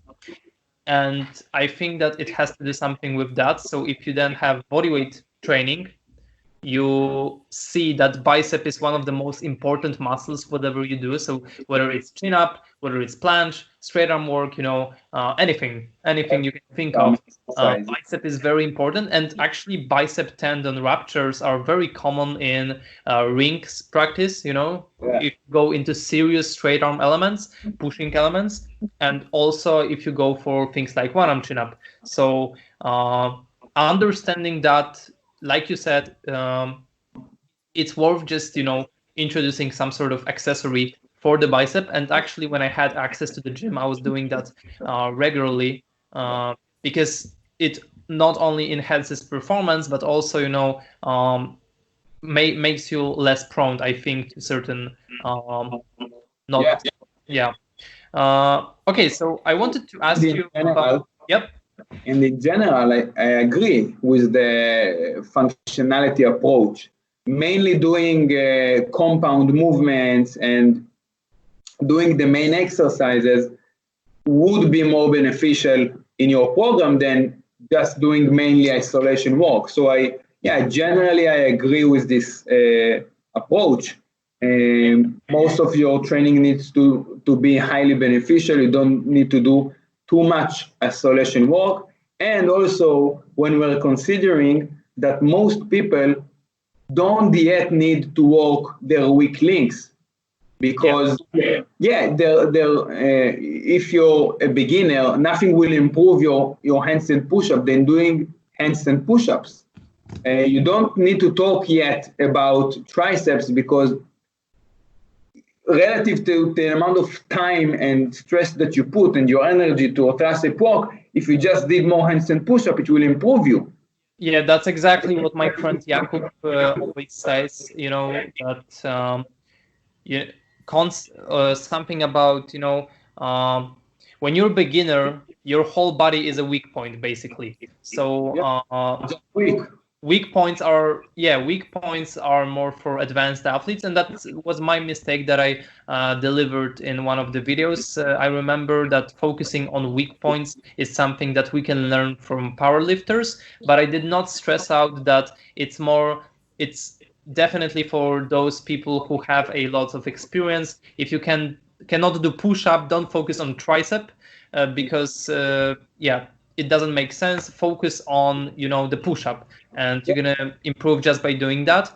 When it comes to the functional training, I also have the video on that. It's basically the definition of this methodology, this training modality is that you do movement that is that has its function, in either your sport or your daily life. It was mainly in rehabilitation, where patients were just brought back to their normal life rhythm. And so therapists were using things like overhead presses, like lunges, squats, so things that they will actually use in their daily life. So that's the functional patterns. Functional patterns that are really used in daily life. When we talk about athletes, the functionality is going to be context dependent. It's going to depend on a sport, right? So for bodyweight practitioner, bicep is very functional muscle, and doing, let's say, like you said, handstand push-ups are one of most functional exercises, because you're going to use this strength in many different ways in bodyweight fitness. And that's why the functional training is so the topic that is quite controversial also, because it's very often being associated with squats on Bosu balls, things like that, so that was just a quick rant about functional training. And now I wanted to, because I asked you about weights, I asked you about bands and pulley system, and so I wanted to ask about ring training. So if a person comes to you that had never had any experience with rings, so just ordered. So this person has some experience with bodyweight training. He or she can do some push-ups, pull-ups, some maybe very basic planche work, some tuck planches. What is the way to introduce this person to ring training? Would you be able to maybe give a couple of exercises, that this person should include before jumping into some more serious stuff? First of all, I would say it depends on the goal. So you don't have to do gymnastic rings work if it doesn't correlate with your goal. So if you're working towards a planche, maybe you don't need to spend a lot of time on the rings. Maybe it's not as specific and relevant to you. And I would say also that rings are underrated. The amount of stress that they produce, mainly to the elbow joints, is very, very tough. And people take that too easily, I see. So you need to come well prepared for the rings. I would start with very, very high repetition approach. Probably something along the lines of ring push-ups and ring rows, not supporting all your body weight. So maybe even for some people, jumping to ring support would be too hard. First of all, few people, if we're talking most of our clients that just starting out, very few of them will be able to truly hold a straight arm ring support. They will have a problem with the lockout. They will have a slight bend at the elbows, and it is also the internal rotation. Yeah, so it is poorly performed. It's relatively an easy exercise or isometric hold, but it is supported by the whole weight. So introducing ring with ring push-ups, something that don't have all the stress of your body weight, and ring rows would be a good point. And if they can't perform by the first session at least 10 ring push-ups and ring rows with turnout at the local position, then you expose them prematurely, I would say. So they need to build a stronger base with chin-ups, with weighted push-ups, and some of the more basic exercises. Mm-hmm. But I like to mention that rings are not often or not always, necessary, because if you think about it, someone could think that taking their planche work to rings will also benefit their floor work. And I'm not saying that it's not, because it definitely will. But for example, I have the example of Davide that told me that after switching from rings training, from training Maltese and planche on rings, or a year or something, after transitioning to floor for the time of quarantine, his floor planche was weaker than planche on the ring. So it's very specific at some point. Yeah, it happened to me as well. I was working purely on the rings. And when I switched to floor again, it took me time to adapt. So yes, obviously in general, ring planche would be much harder there than on floor. It's way harder. But if you're too specific with it, it will actually take you time to adapt back to the floor. And I've seen a lot of other cases as well. So it's absolutely right. And if it's not your goal, you don't have to hop on the rings. Some people train the rings because they're at the park. So that is the tool that they can hang and do exercises with. But actually, if it's not relevant to your goal, you don't have to train on them. All right, so we had a couple of minutes of break, but now we're getting back with some questions from viewers and also some questions from myself. So my first question to you is, what is your opinion on one-legged variations in front lever, planche, stuff like that? I see many different opinions, and I actually wanted to try it lately, but I always have that hesitation that, it puts your body in this kind of like rotated position. It's also uneven. It's, what do you think? I was thinking that you are going the one leg squat variations route, but maybe a different day. In some exercises I use them. In different skills I don't. So, for example, in the planche, for myself, I didn't use the one leg variation. I find it uncomfortable, but in the front lever I did.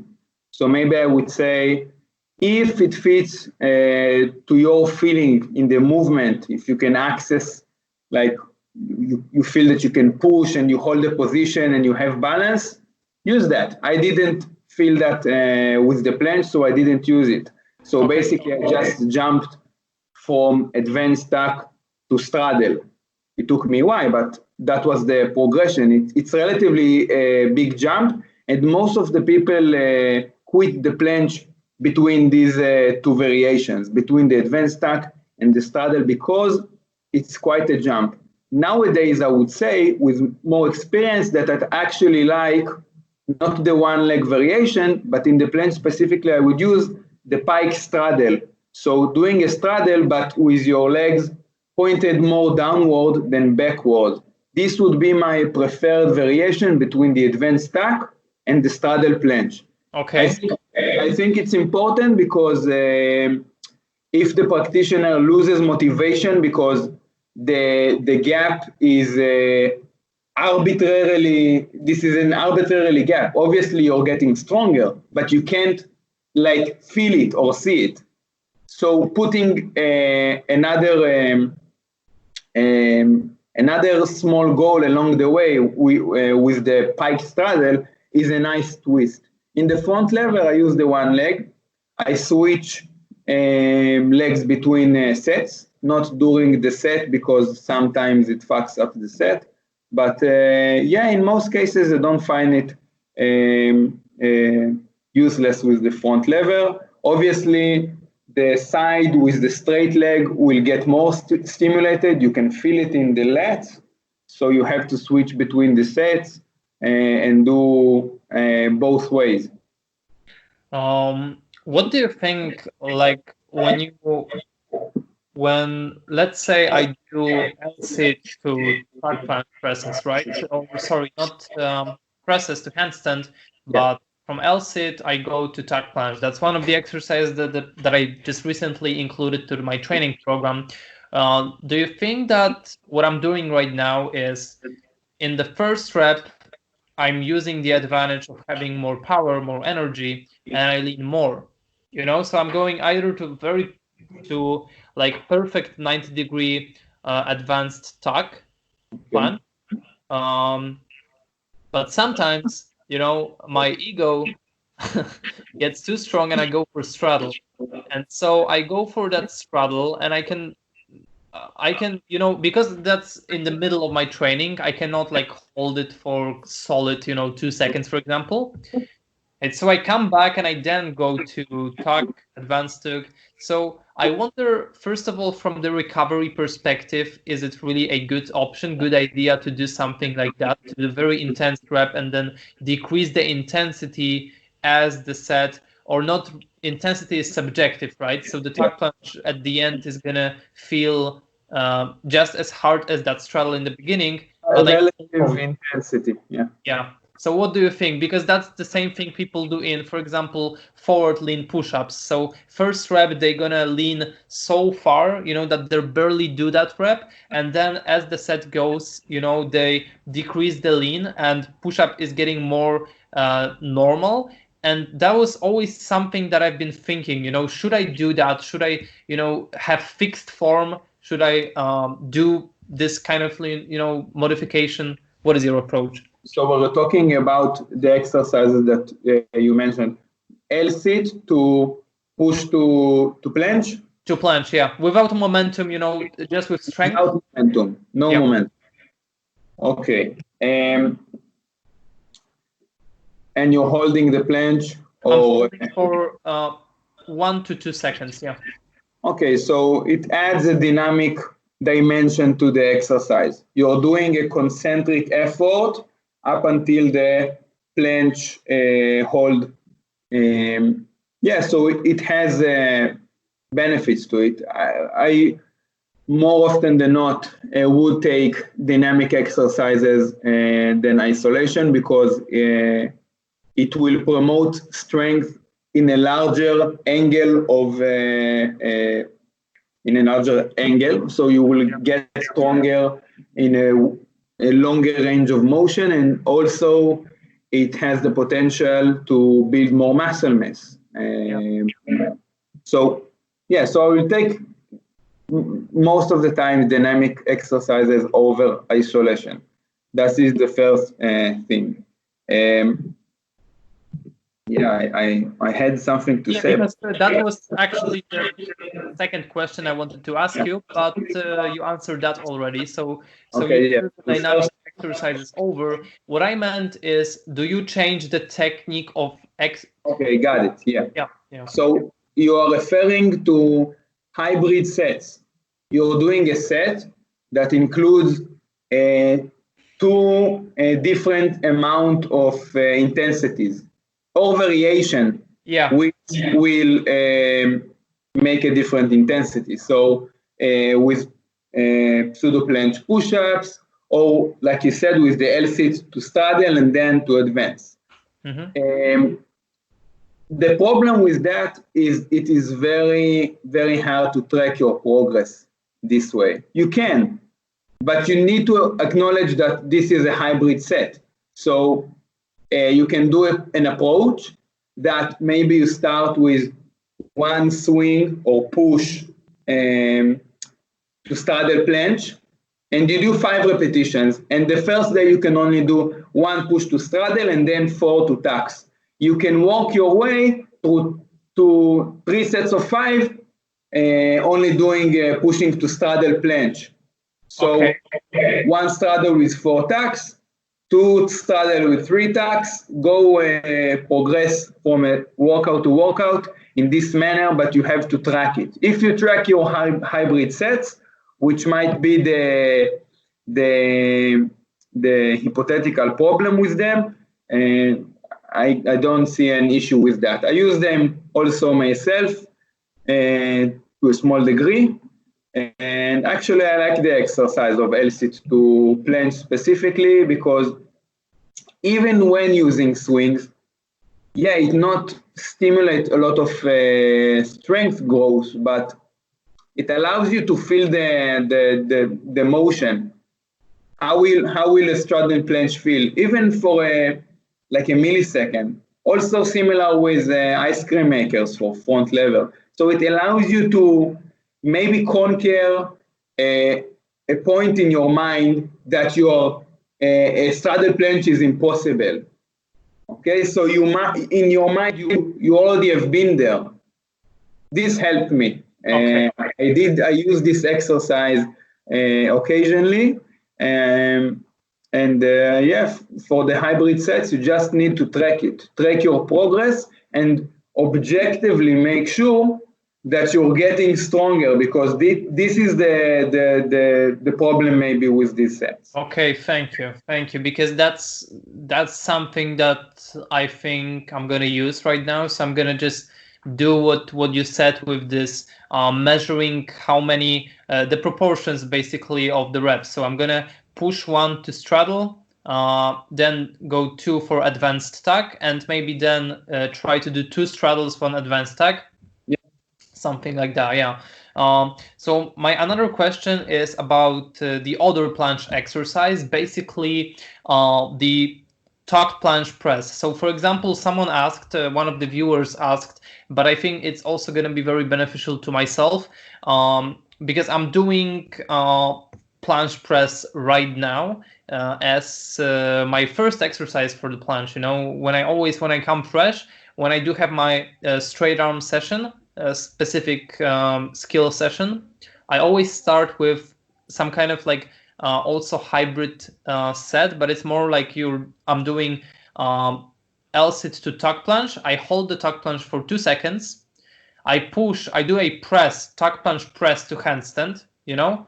I lower down through the advanced tuck, hold the advanced tuck for just 2 seconds, and I go back to L-sit. So it's kind of like a very long set, you know, very challenging in a sense. But I wanted to ask only about this press. So is it something that you prescribe if someone is able to, for example, hold advanced tuck for 2 seconds to maybe 4 seconds, you know, and he wants to improve that to a longer, you know, duration, so he can then move to straddle, and in order to do that, he's gonna use the tuck planche press. Is it something that you like this exercise? Rarely. First of all, I find that tuck planche press is very hard.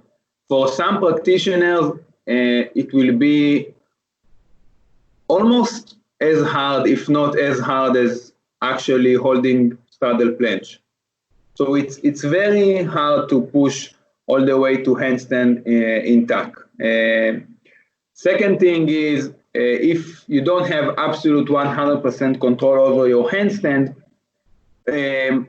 I don't see it as beneficial, because you're adding another element to your planche strength work that is not strength related. So you might be pushing to handstand and fall, and you don't get the full range of motion. You don't actually perform the exercise fully. So the balance just interferes with the pure strength exercise. So you want to be thinking of the specific adaptation that you are aiming for. And it is just a bit less specific.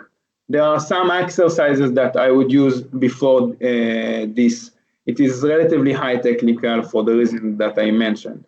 A person like myself can hold that handstand, and the tuck planche press technique is relatively manageable for me. I mean, I could even do, 3 sets of 3 of tuck planche press.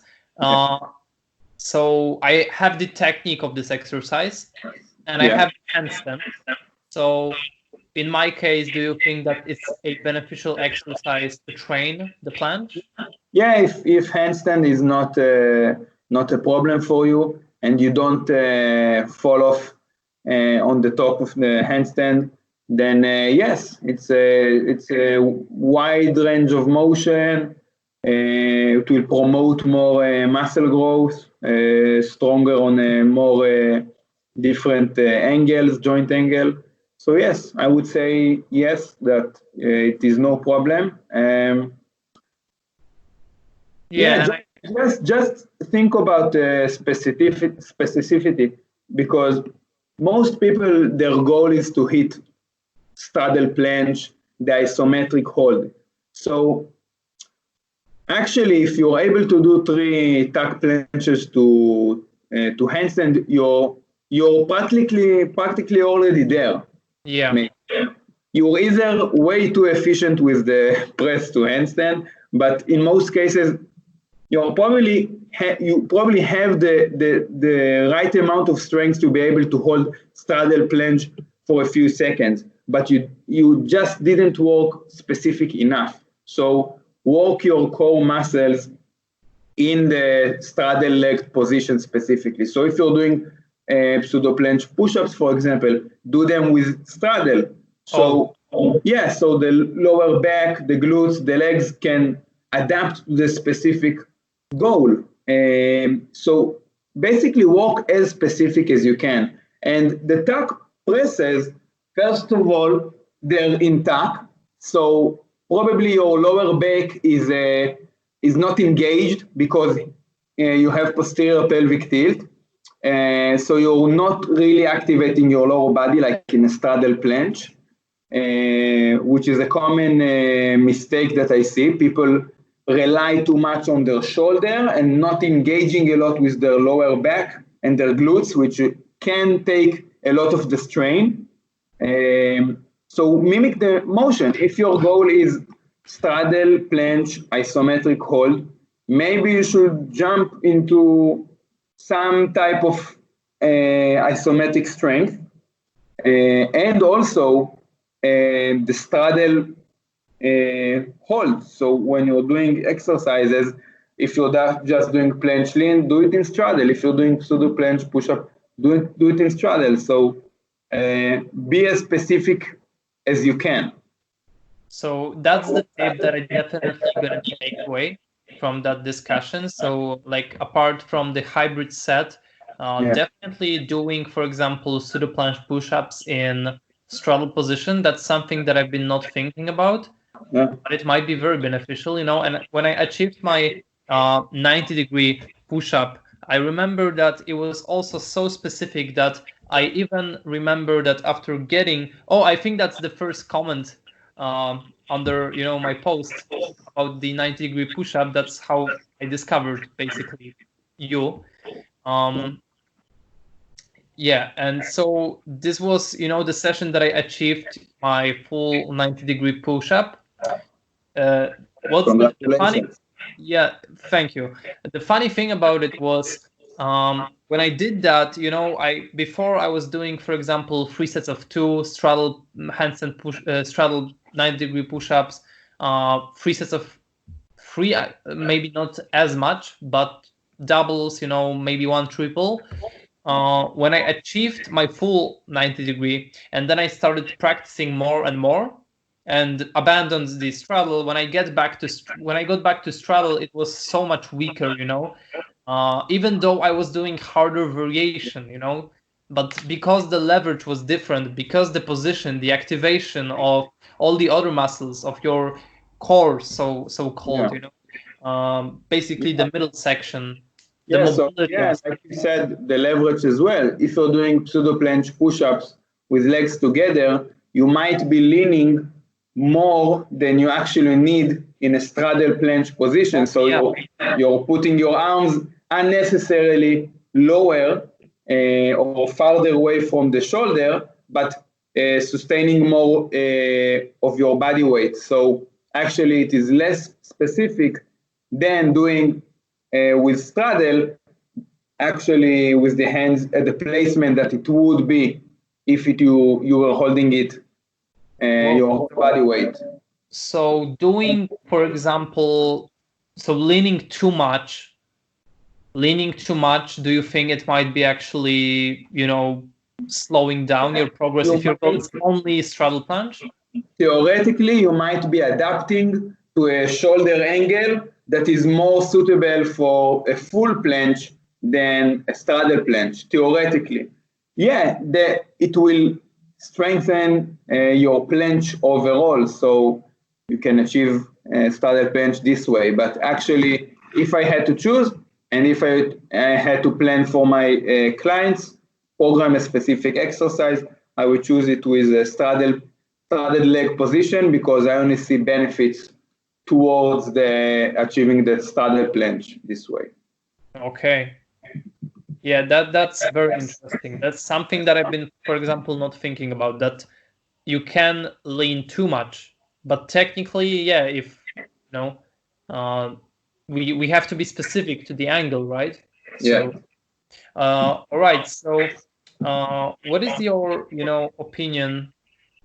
Because someone asked, if we know that there's certain genetic limit when it comes to our hypertrophy gains and muscle building, do you think that someone can get like stuck with their strength gains forever? I mean, that they cannot go past certain, for example, they cannot achieve straddle planche because they're just not physically able to do it. And if it is, because it certainly, like, this point certainly exists, right? Yeah.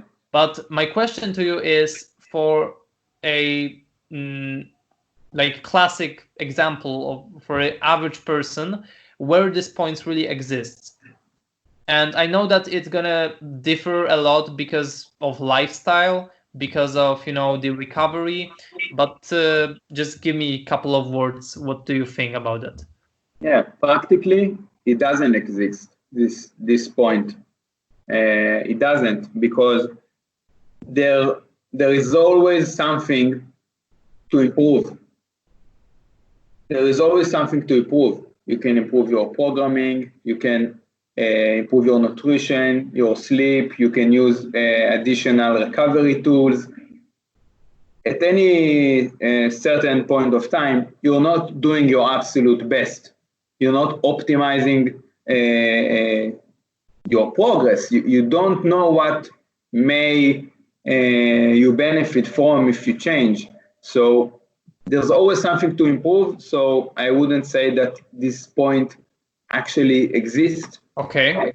Most people that will ask this point have already put themselves in a situation that they gave up. So you don't have to worry about this point if you ask these questions, because you already gave up. So don't worry. Yeah, I mean, the person that was asking, I think it was more for knowing if because if for example, if we make a statement about if someone weighs a lot, for example, so straddle planche might be yeah. I would like to make this question super simple to you, but at the same time I know it's not as simple, but I'm gonna ask you. So do you think that every single person on this planet, for a healthy person, can achieve straddle planche? Okay, that's a good question. So I would say that's so general, but I had to. Yeah, so I would say that theoretically, yeah, maybe 90% are able to achieve straddle planche. Straddle planche as a strength goal, I would say that is achievable by almost everybody. It's like straddle planche is almost like 1.5 times body weight bench press if you want to correlates with the amount of strength that you will do. So yeah, you don't see most people achieve it. Is it such an impossible task? No, it's not so hard amongst the dedicated athletes, but still most people would feel that it's out of their realm of possibilities because, yeah, it takes a lot of effort and time. Straddle planche, full front lever, those two are for the generalist, I would say. They are goals for the generalist. Yeah, full planche and iron cross, maybe not for the generalist. At a certain point, at a certain weight, yeah, maybe it's not a goal to aim for. Realistically. One arm chin up, yeah, it's right up there. Yeah, I would say, yeah, that is achievable amongst most practitioners. Actually, more people have one arm chin up than straddle planche. This was found by a questionnaire on the Reddit forum, just asking the practitioners to note their skills. Many more people have one arm chin up than straddle planche. So I would say full front lever, one arm chin up, straddle planche are good quality goals to set for everybody. Don't take my words out of context. Yeah, if you weigh 200 kilograms, you need to worry about fat loss. But yeah, good quality goals that everyone can achieve. Okay. Thank you so much for this answer. If you mentioned iron cross, there were a question about the specific iron cross technique, and basically when you have iron cross, some people like it differs when it comes to execution. So some people really internally rotate their shoulders, and therefore put like biomechanically they put more pressure into chest, front delts, Also, there are people who put more. I think Niall Wilson had some sort of discussion on his channel, or on Tyson Edwards' channel, but about the difference that he's, for example, doing more external rotated, and he engages more of his lats. So, do you think that one of those is better, or more, dangerous or safer? And do you practice one of those specifically? Yeah. So for the long term, if you're concerned about health, you want to do iron cross in a neutral position of the shoulder. So not excessively internal rotated, not with nobody doing like that. I think. Obviously not with extremely retracted scapula. You want to be kind of neutral, sustaining the stress of iron cross with an extreme internal rotation over the long period of time I think will increase the risk of injury.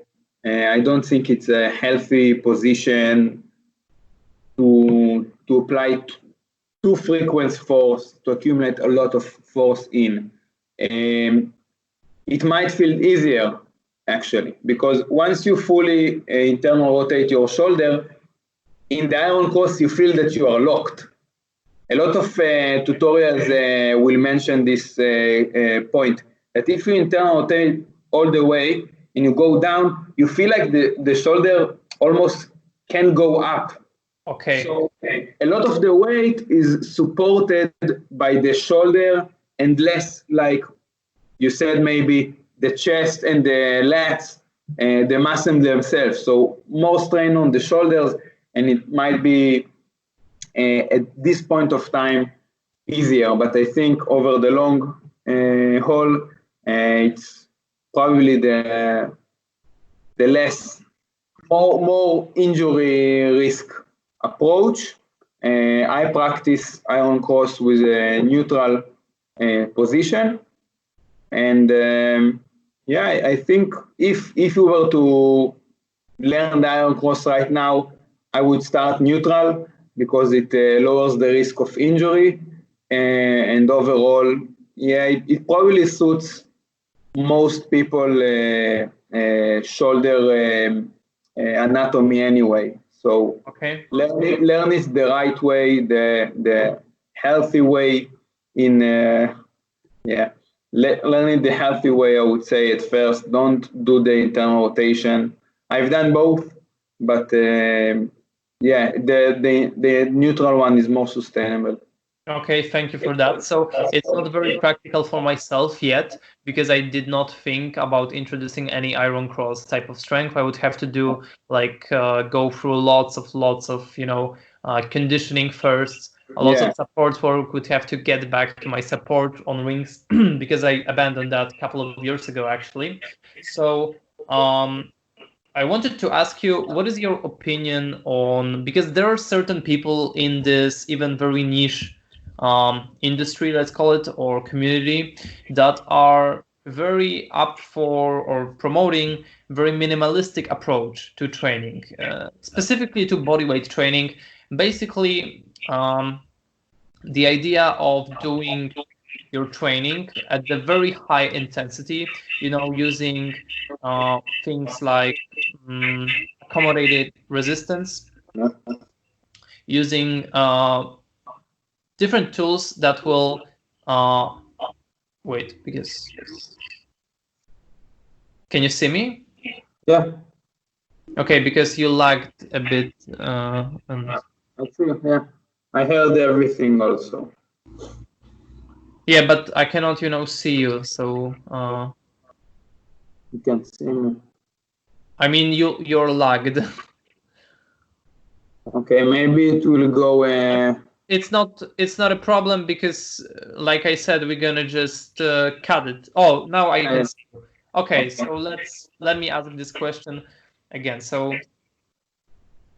these people are using, for example, so these people are promoting things like accommodating resistance, training very intensely for one session,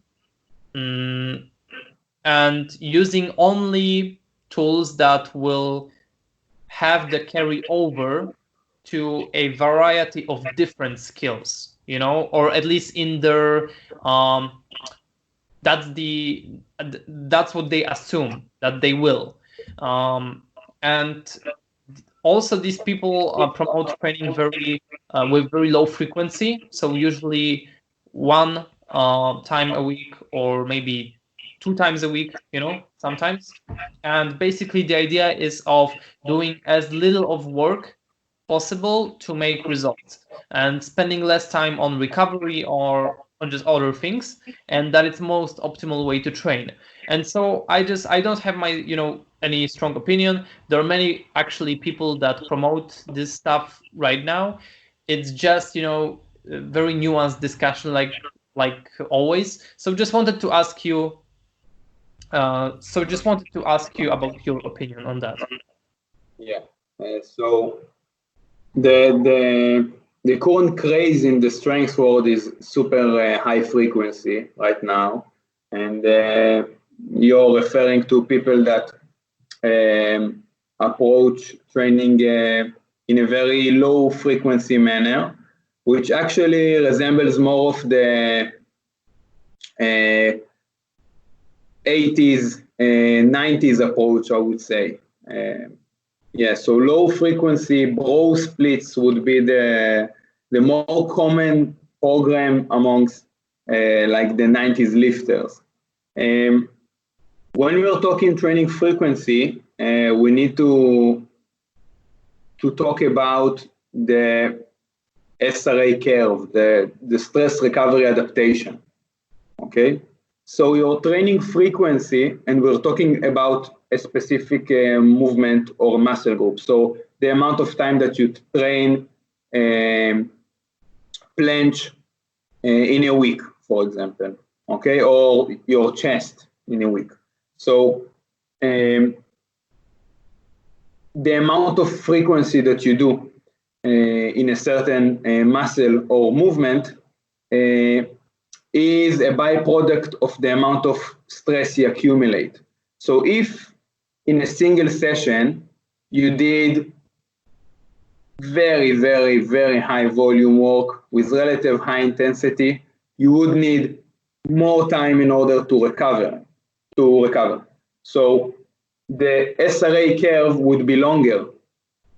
There will be a super compensation effect occurring later on in the week, but you actually want to hit the next workout in the super compensatory state, because if you wait too long, all the benefits have already passed. So if you're training, the super compensation effect has passed, and you no longer benefit from the adaptation that occurred. So if I have to give like a simple answer to what is the best training frequency in order to maximize strength, it is simple. It is the highest frequency possible. So the possible is the difference, because if this person that you are referring to really does a lot of damage in a single session, it might take him a week to recover. Yeah. Let's take advanced lifters. Those people train less in general and less frequency as well. So most of the elite powerlifters and strongmen train 3 to 4 times a week, and they train a movement once a week, maybe twice. Twice would be like very high frequency, but usually once a week. In some cases, like the deadlift, they have like a full stimulatory workout of deadlift, maybe once per 2 weeks. Mm-hmm. So the amount of stress that your body is under in the deadlift is so high that the supercompensation effect occurs after a relatively large amount of days. So you want to hit the next session maybe in 2 weeks. Okay? In practice, for most, obviously novice, beginner, and intermediate, and obviously most people fall under those categories, they're not, they will benefit from higher frequency because the amount of stress that they produced in this single session was not high enough in order to just train it once a week. It will be full out of you. So you need to train in the highest frequency if you want to optimize strength as possible, when taking under consideration that you are fully recovered. That is the right time to enter the session and stimulate growth for the second time. Okay, that was a very actually, broad, good answer, because it basically explains all the mechanics of how does it work, right? Yes, and also a general recommendation I would say that this lower frequency approach, so really smashing the movement or the muscle and training it maybe once a week, I would say is generally less risky than doing the high frequency approach. Okay. Because you in a higher frequency approach, so for example, in one time I did a program of 4 iron cross sessions a week. Mm-hmm. In this type of workout, you need to really be on point of your variables. How much sets do I do? How many sets do I do? How many reps do I accumulate? What's the percentage I can work and still recover to the training session that is tomorrow? So if you're doing really high frequency work, you really need to be on top of your training program. Because you have much less time to recover. In most cases, in a high frequency program, not all training sessions are stimulatory. Some of them are just technical. So you do maybe twice a week iron cross, and another light session of iron cross in a week. Just going to the motion with maybe 50% of your body weight. So just active kind of recovery, or basically, I would say light session, technique session, but not 100% stimulatory workout, because at a certain stage you won't be able to recover from 3 or 4 serious iron cross or any movement in a week. So I would say most people would be more safe with 1 to twice a week frequency, and if you're feeling really on top of your work and your program, only then I would go into 3 to 4 times a week, whilst minimizing other skills, so you can have more recovery abilities to the desired goal. But wouldn't you say that it's in general very controversial topic, the frequency? It seems to be much more than volume and intensity. Like, everyone is aware that we have to have certain volume in order to make gains, right? We have to provide certain intensity, like that. For example, now I'm also doing the exercise, but it's not providing enough intensity. I think most people are aware of that. But frequency is something that you see like very extremist approaches, So you get greasing the groove, training a couple of times a day. You got training once a week to sometimes even less than that, sometimes 1 per 10 days, but really like going heavy. Yeah. And it's just, just interesting that something like that exists. Yeah, I would like to mention that when talking about strength, lower volume work just as good, if not better than higher volume. So in some really nice control studies, 5 sets per week of a certain movement improve the practitioners much more than comparing to 10 sets per week and 50% per week. So if we're talking about strength gains, then lower volume approach may be advisable. If we're talking about hypertrophy, then I would say that once a minimum amount of intensity is hit, maybe around the 60 or 70% of your repetition maximum, then adding volume to hypertrophy is beneficial. But to strength, the studies say quite conclusively that more volume might not be better.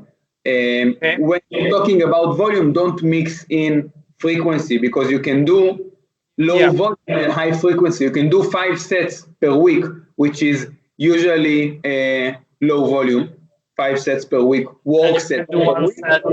Yeah, and you can spread them to 3 different sessions. So only doing around 2 walking sets per week. This would be high frequency approach, but also a low volume approach. And in this case, I would say that if you're on top of the program, this would really make insane strength gains, because high frequency allows you to go through the motion a lot.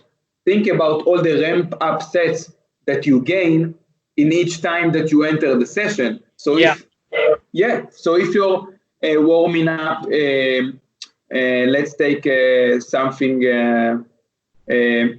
like handstand push-up, you might be warming up with some pike push-ups and box pike push-ups, and then just doing chest to wall and then putting on a vest. So you gained a lot of volume, like practice volume, from the ramp up sets each time that you enter the session. So maybe in a week you added 20 sets of just technique work other than the actual work sets. So in this regard, high frequency approach really shows benefits in strength gains.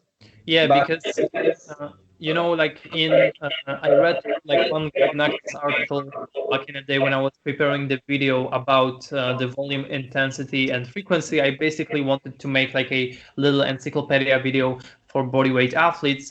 And so apart from talking about all these, the RPE scales, reps in reserve, things like that, I also, when talking about frequency, I read that higher frequency, for example, if you have a person that is doing 5 sets, like you mentioned, 1 day per week, right?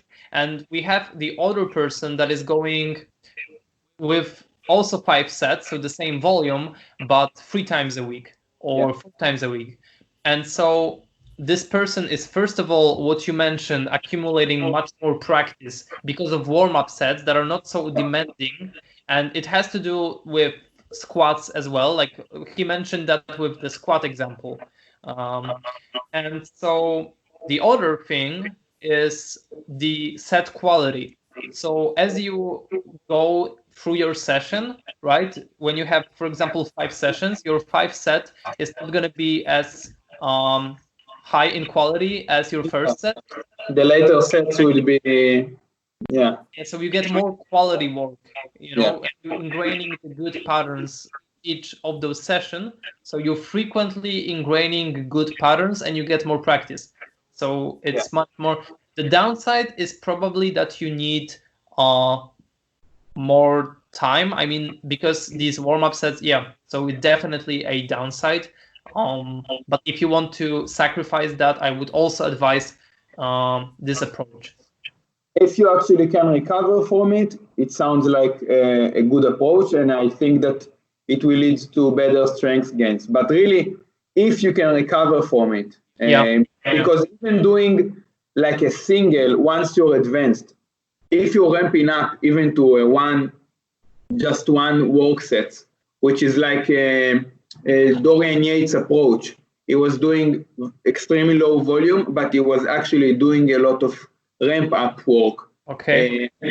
Even that single work set could be very stressful. That I wouldn't say that any advanced lifter in every movement, even with one work set, could enter the same movement 3 times a week. Even at that point, it would be quite too much. So if you can recover from it optimally, it's a good plan. Yeah, so honestly, we went through all, like, I think every single topic that I wanted to. Of course, there are many others that I would like to discuss, but this podcast would have 5 or 6 hours, and I definitely up for making it once again in the future. Like, why not to? The only thing is, why I'm not doing it very often, because I don't want to turn my channel into a podcast. But I also thought about just making this on Spotify, for example, so I could just, make something different. But the last question I wanted to ask, and it's actually not from me, from the viewer, or from 2 viewers, is basically regarding nutrition. Now, nutrition is very controversial, complicated topic that people are very emotionally attached to, like we talked yesterday. And that's why I'm not gonna make comparisons and everything. I'm just gonna ask you about your approach, and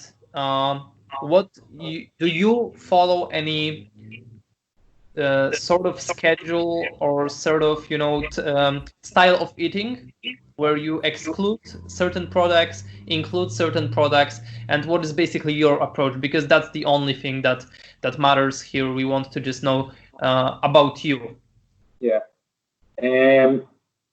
First of all, I think that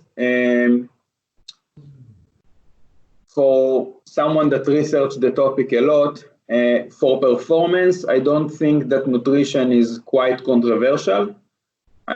For longevity and health, I think that it is, because you can't really put on a quality controlled study over a significant amount of years time, and really see this vegan ate this thing and this carnivore ate that thing, and when they were 70, where they at. And this, for longevity and health, it is just hard to implement those studies, but in performance, I don't see it quite as controversial. Yeah, I agree.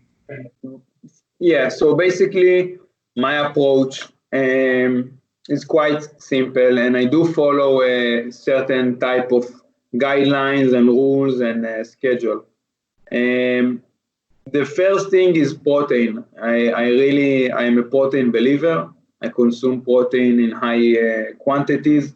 So for me, it's 2 grams for kilogram of body weight, and even more than that, going to around 2.5 per kilogram of body weight. And actually, from studies, from the few that have been performed on advanced athletes and practitioners, which few of them are, most studies have been done on like sedentary people and beginners. We have seen benefits from up to 2.5 grams of protein per kilogram of body weight. So I don't leave gains on the table. I go for the high amount of protein per day, and I consume all of it, most of it from animal sources. So I see animal sources of protein as a higher quality. The average bioavailability and digestibility of animal sources of protein is much better compared to vegan sources of protein. Also, the protein, the amino acid profile is better, containing more essential amino acids, brain chain amino acids, leucine specifically, which is the most beneficial for protein spike in your blood in order to gain muscle and strength. So this is regarding protein. I vary my sources: meat, egg, some dairy with a low lactose content, fish, meat, chicken, everything that I can play with, really. This is regarding protein.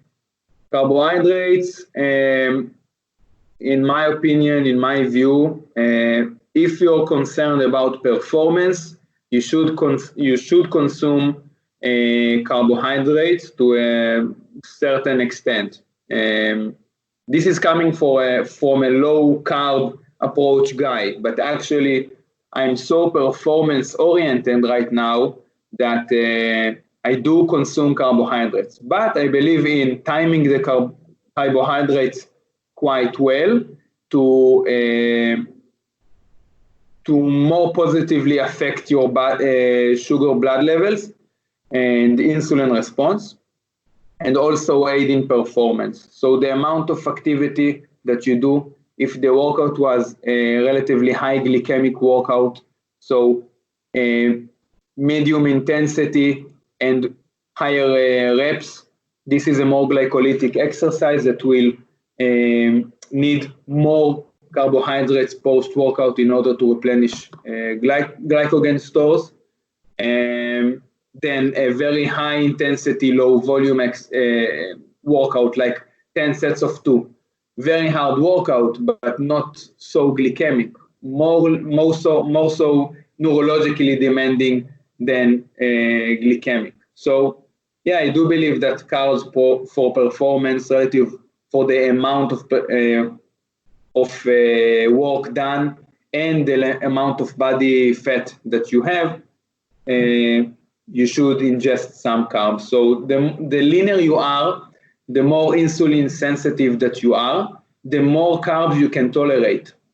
Actually, I ran some tests on myself with glucometer daily. And today, for example, I tested my blood levels, my sugar blood levels just when I ended the workout, and 45 seconds after, 45 minutes after consuming my post-workout shake, which consists 1 gram of carbs per kilogram of body weight, so 80 grams for me. And the interesting thing is that after strength session, you're so insulin sensitive that the glucose body levels in my blood were the same after session and after post-workout shake 45 minutes after. 40 minutes to 1 hour is usually where you see the highest peak in glucose blood levels. And hopefully around the 2 hour mark it will come to the baseline. In my case, it didn't even go up. It was exactly the same levels of glucose in the blood. So you're so insulin sensitive post-workout, you're more able to tolerate carbs. This is, for example, a better window, in my view, to consume your carbohydrates if you're concerned about timing them. So this is my view on carbs. And other than that, I try to consume as natural as possible. I was highly influenced by the paleo diet, which is basically just consuming more of what was natural to us in the Paleolithic era, which was before the agriculture, before we started settling in like more cities way. When we just raised our own food and we gathered our own food and hunted, and so more the paleo available sources, just from protein and also from carbs and from fats, just eating more naturally and shying away from boxes and industrial food and commercial food and bags. You know, if you want to eat, I don't know, if you want to eat an apple, just take an apple and eat it. You don't need like pre-sliced in a bag, a shiny bag with colors, with probably does have a lot of other additives and preservatives to this apple. So so eat as natural as you can. And this is my general guidelines. I do follow a schedule as well of a certain amount of meals per day, because I think that once you have a certain schedule, your body reacts way better to it. So we can see from studies that you might have less glucose blood levels response if you're eating in a certain time that you are used to, because your body is more adapted to this eating schedule. And so I have a certain amount of meals that I eat. I follow this type of schedule, and other than that, not a lot. Thank you. That was like really comprehensive answer, and I really appreciate that you also like brought into the mechanics of certain aspects. So you really like it's visible that you really study this, and it's not just based on your beliefs only, but you actually you get into the literature studies, and you do some tests on yourself. You actually are interested in your nutrition. So one last question from me is, would you give us like one guideline, or maybe what should we do in order to educate ourselves to be better bodyweight athletes? Books, like broad recommendation. I mean, in regards to, for example, are there certain books that you recommend? Would you recommend to like certain maybe channels, certain people in the industry, certain communities, groups? Do you find some valuable information that is widely, I think that if you go the powerlifting and weightlifting route, you will find much more sound, scientific, well-researched strength studies, strength content. So one recent book by Dr. Mike Israel and Chad Wesley Smith is the Scientific Principle of Strength Training, which is, I think, a very, very digestible book, which goes over the most important concepts. Very, very nice read for a beginner. And also practically, I would say that make time to research and learn. Make time in your day. So take 1 hour that is only devoted to studying your craft, studying every subject that interests you. So you might be getting up one day and want to tackle a certain nutritional question that you had in mind from yesterday. And the second day, you might be wondering about higher frequency versus lower frequency. So devote a specific window in your day to learn. Only in this manner you will accumulate enough time over the long run to put yourself in a position that you're way beyond the pack. Accumulate enough knowledge, volume, and time under tension, in a sense. Yeah. Yes, because if you really learn from 1 hour a day, you dedicate 1 hour a day, which few people actually do. You accumulate a lot of knowledge, a lot of content, and by the next time that you notice, you will be ahead of the curve. You will be much more knowledgeable than your other colleague and the next trainer that you see in the gym. Exactly. Yeah, so thank you so much for the discussion. Like, I really appreciate all the concept that we went through and that we dived in so much in some of them. I think that is going to be very valuable for most people that listened. We went through like really lots of different aspects of programming, exercise selection, and we even, touched upon the nutrition part. So I would really like to thank you for agreeing, first of all, and also wish you luck on your journey of a coach, bodyweight athlete. And I hope that we're gonna meet at least online once again. Maybe in the future, maybe gonna do some podcast on the, other topic, maybe do some video together. Definitely up for it. I'm sure we will, and thank you very much for having me.